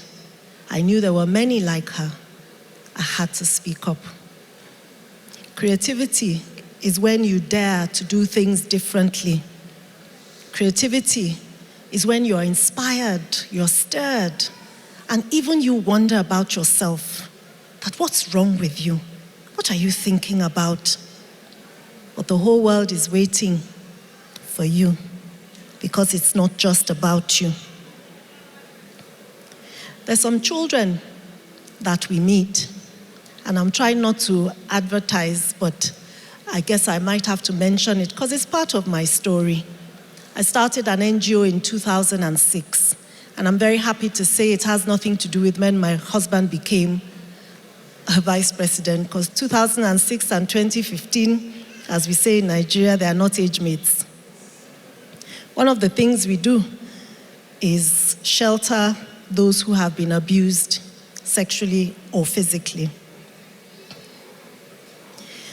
We also go to schools and talk to children. As I said, I do a lot of things secretly. I have an underground secret group, we're not so underground, called Concerned Mothers. And one of the schools that we visited once, the little children told us that there's a shoe shiner. This was a primary school. There's a shoe shiner at the top of the road, and he helps them to clean their shoes before they go to school. And they said, can we tell you a secret? The shoe shiner, he unzips his trousers and tells us to touch him. I knew we had to fight. I knew we could no longer be quiet. I knew I couldn't say, I'm so quiet and I'm always looking at my shoes. Look up, Dolly. I had to say, and march on to advocate for those that don't have a voice. Checking on others. It's when we check in on children in schools that we realize that the children in the private schools are more depressed than the children in the public schools. We have a theme each session, and the theme for the following session depends on what we heard the previous year. And there was a particular year, all we heard was depression and suicide. It was a season of discontent because everyone looked on social media and thought, when am I going to look like her? When am I going to look like him? And we had to tell them, even she doesn't look like herself. It's filters. We had to tell them, if you saw them in the morning, you'd realize everyone takes pictures when they're looking their best. It's okay. And so this afternoon, one of the things I'd like you to take away, I'd like to advocate. It's okay to be you. It's okay to be you.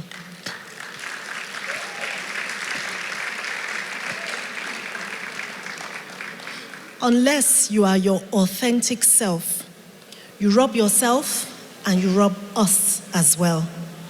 Courage is required to to ride the storms and walk through the wilderness of the seasons.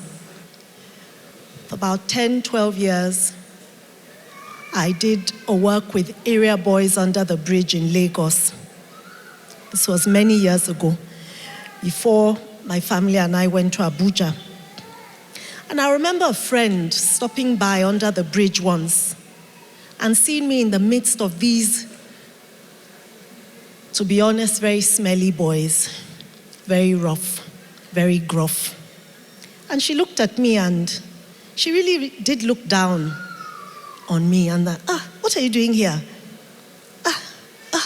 What's this you're doing? She spoke so disdainfully about the work. But today, one of those boys that we took from under the bridge at age 11 or 12, he's a lawyer in Abuja today.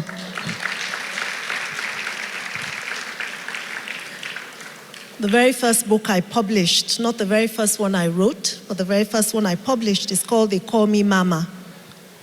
And They Call Me Mama is short stories about my experiences under the bridge.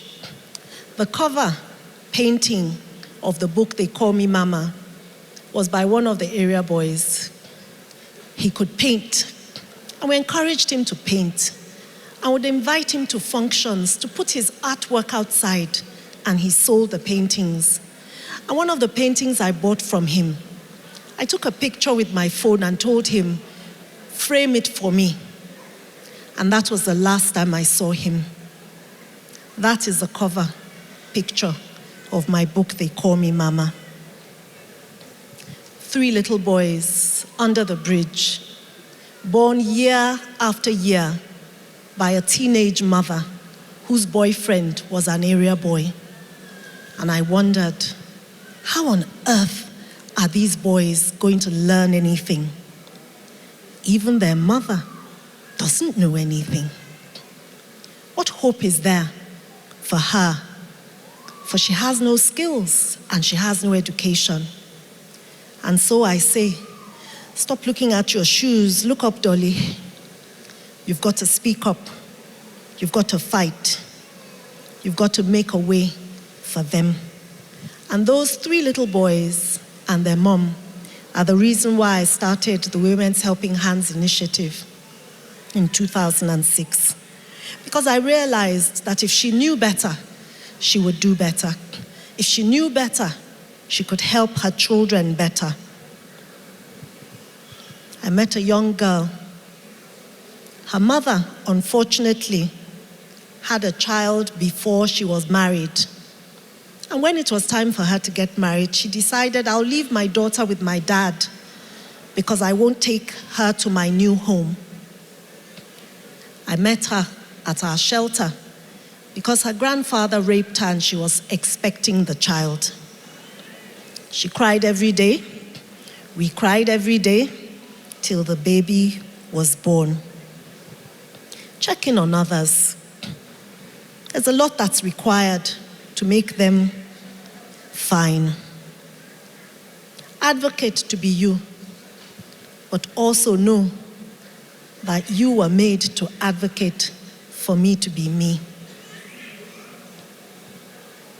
A few years ago, I wandered also into movies, and in our organization, our 6th movie is out. It's called Snatched. And it's a movie on human trafficking and modern-day slavery. One of the things I make sure is in some of the movies is that I am a human being. I am a human being. The house girl, she's a human being. The people they call prostitutes, she's a human being. Those that are trapped, kidnapped, they're human beings. All of them are waiting for you.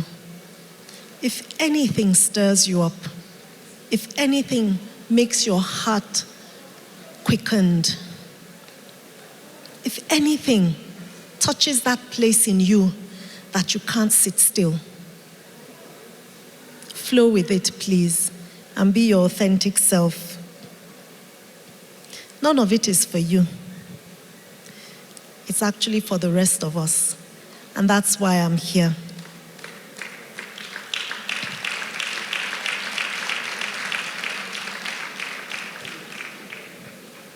I'll end with a note of encouragement, just to let you know that the things you feared the most probably will never happen.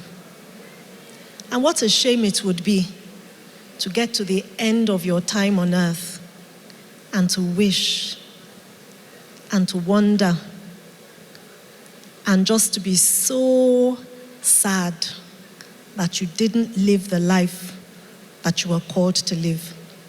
So creative, be creative, be you. Chigul, be you. And leave me to be me. Thank you very much.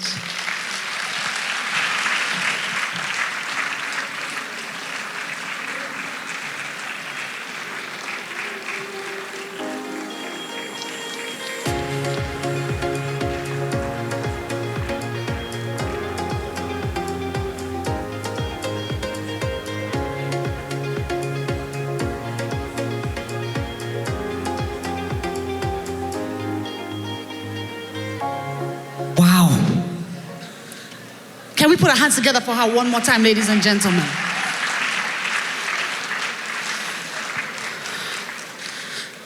See, even when giving information that is transformational in the most sweetest, softest way. She embodies demurity. Is that a word? Demurity? Demurity. She's a demurist. Because look, as I'm walking out now, I say to myself, look up, Dolly. Then I remember, my name is not Dolly. Look up, Choma. Don't look down. Up your eye. Yeah. You see how she said it with such, she was like, look, I felt like I was watching poetry. Do you not feel like spoken word? Look, in motion, look at you. I mean, come on, yeah? Look up, Dolly. Don't do that again. So anybody I see now looking down, just gonna say, excuse me, I know your name is not Dolapo, but look up, Dolly. Look at the goal you have in your forward. Hello, up your eye. Don't look at your shoe. Nothing down there. It's up. Yeah. Let you be you. Let me be me. If I wanted to paraphrase what she said, perhaps, perchance, to say all she said in a knot of a shell, do your market. Let me do my market. Yeah. You live your life.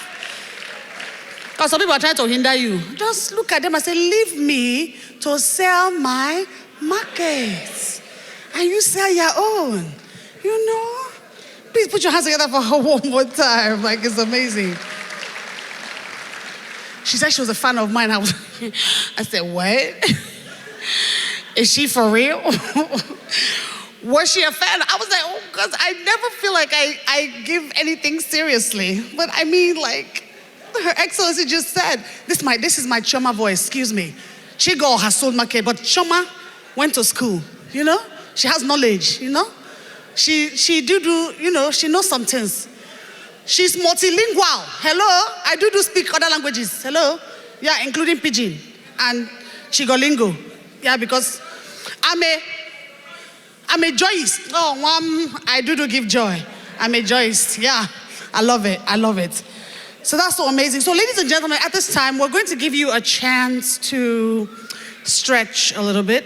We're going to take a little break where you can sort of like talk to people, get up, mingle, network, whatever English you want to use. Talk to each other. Stand up from your seat. Because they say we shouldn't be sitting down for too long, and we've been sitting for quite a while. So I'm going to let everyone, if you can, just stand up and just walk around. We're going to give you about 15 minutes to do that. And then we're going to be back here for our second part. Our opening address is going to be given by none other than my very own WAJE Waje, and she's in the building, right here. So she's going to be here. So I'm going to give you guys 15 minutes. We'll be back in 15 minutes. Okay, no, hold on. They're going to rebrief me.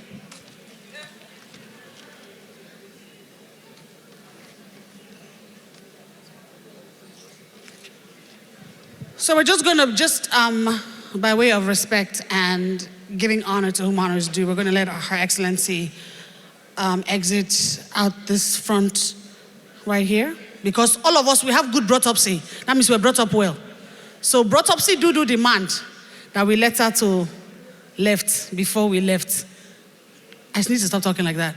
We need to, she should leave before we leave. So ladies and gentlemen, we're going to let Her Excellency exit the room. And then after that, we can go either back out the other exit door or right after her, but we're going to let her go first. So I think if the DJ is here to just play good exiting music that's good for exit, just something exit-like to help us. So we'll be back here in 15 minutes, ladies and gentlemen. Take the time, say hello to somebody.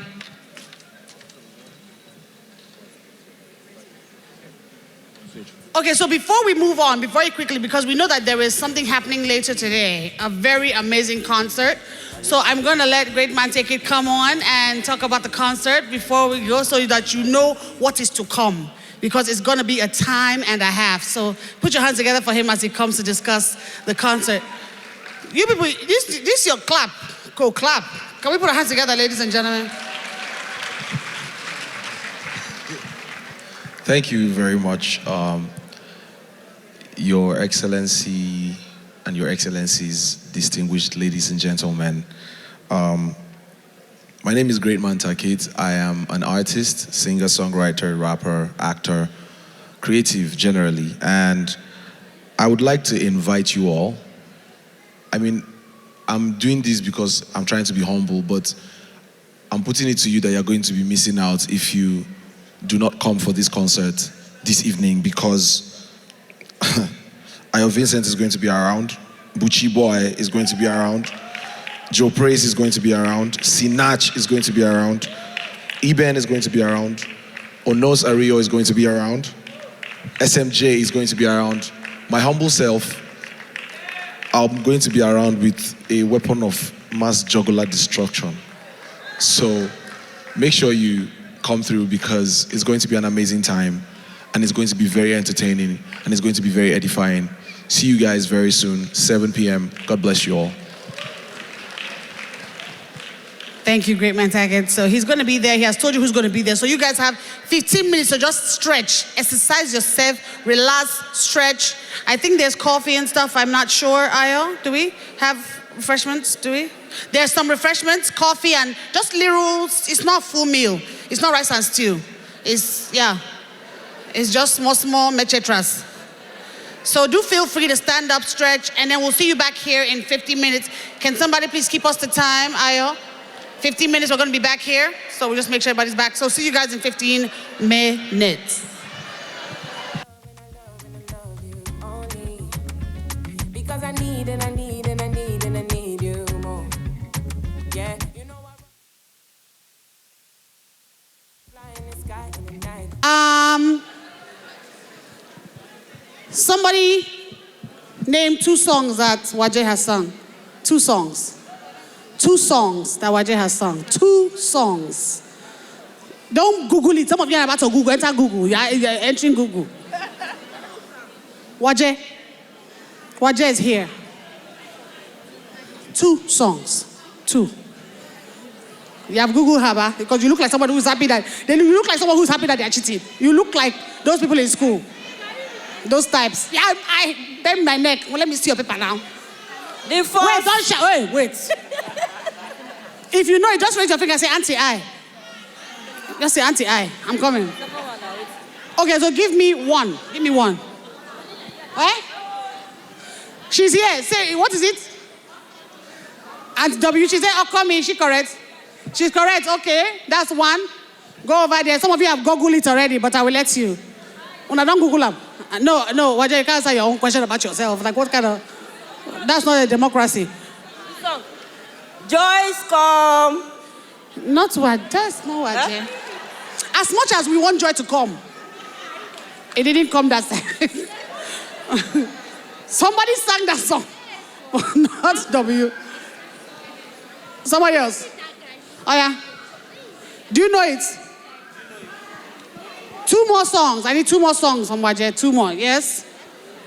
She sang "I Wish." She sang I Wish. Oh, we wish. That's book number. That put the other one. Oh, yeah, another one. Ride or Die. Okay, but you're getting only one book. There's only one book, Sha. One book. But you have sense. So I hail you for your sense, but you're getting one book. Only one. No, not you. Are you more than one person? That's number what? 15. You're not. You say what's your number? That means you don't want the book. But you're not number 13. I think you're number 13. You're 14. Ha. Okay, 14. One of the questions. 15. That's so she's 15. Now 16. 16. That's so we have 4 more to give away. Okay. Let's go to Dr. Michale. Let's go to Dr. Michale. Somebody give me a nutshell what said the book is about? Where did the book stem from? Where did the idea for the book come from? Who can tell me? Dr. Michale told us. Where did the idea for the book come from? Where was she? Think she was doing that just, Auntie. This auntie here has been raising her hand since we started this game. Okay, she said that she was in Lagos Business School where Kevin Hart, RMD... Kevin Hart? Did she mention Kevin Hart? Yes! Kevin Hart and Tyler... She didn't say Kevin Hart. She didn't say Kevin Hart. She said Tyler Perry. Yes, and then she Kevin didn't say Hart. Kevin Hart. Yes! She didn't say no Kevin Hart. She said Tyler Perry. She said Kevin Hart. Okay, wait, her sisters are here, so her sisters are buttressing your point, so I'll let you take it. And go ahead, finish. Finish, Joe. Finish what she was saying. You said she said what again? Spoken like a real jealous person. So what else did she say? So she said it came from... It came from there, and the time... You cannot quarrel or disquarrel with me to reach her stop halfway. I said yes, that she was teaching. Give her the mic. Una go share this book. We'll tear it to two. Give her the mic. Since you are sharing the work, you will share the book. After some pages to give her to read. So you read page 1 to 50. Then you do 50 to 100. I'm back. No, go ahead. Finish. Go ahead. Finish up. Is that it you want to say? Yeah. Is that it? Yeah. Okay, you got the idea. Okay, good job. Sit down. You told us where she got it from.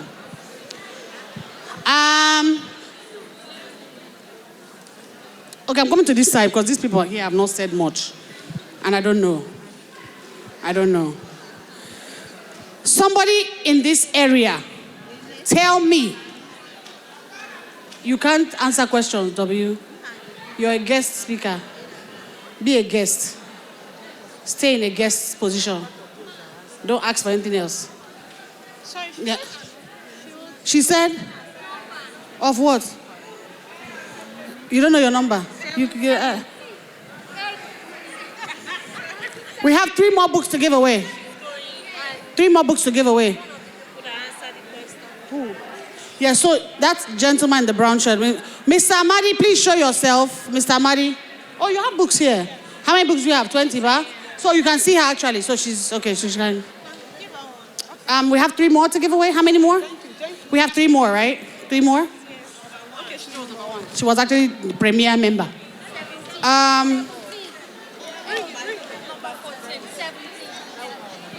How many things did Madam Aisha from MTN point out? How many? Don't say them. Just how many steps did she give us? 13. How many steps did she give us in total? I'm 13. So how many steps is 13? No, that lady is not 13. This is my last question. I'm 37. How many points did she give us? How many? 6. 9? 6, 9? Someone said 5. Someone said 9. Someone said 6. See, Auntie, how many books are left? The 3 books for 17, 18, 19, and 20. Give 1, 2, and 3. So give them here. Ma, did you answer question? You didn't answer question now. You didn't answer question. They're not giving the books away. So I didn't call you, so that's, oh, my dear. She now must read by force. Ma, I love you with the love of Christ. Okay, everybody, do me this last favor. to help close us out, and she's going to say beautiful things to us. Put your hands together for the one and the only incomparable WAJE Waje. Put your hands together for her.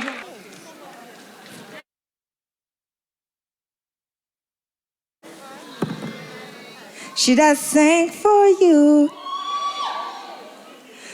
If you not hear me well, I no go talk anything. How you guys doing? First of all, I want to say thank you to each and every one of you. I know it's been an interesting day so far. So please put your hands together for yourselves. I think you should put your hands louder for yourselves. Absolutely, because without you guys, this wouldn't have happened. So all of this is because of you. So thank you for honoring us and coming to Legacy in Motion. Looking around this room, I see so much talent, resilience, and possibilities, and I am truly excited for what today will unfold. Turn to your neighbor. Let's church it here. Say, neighbor, I'm ready to unfold. Come on now.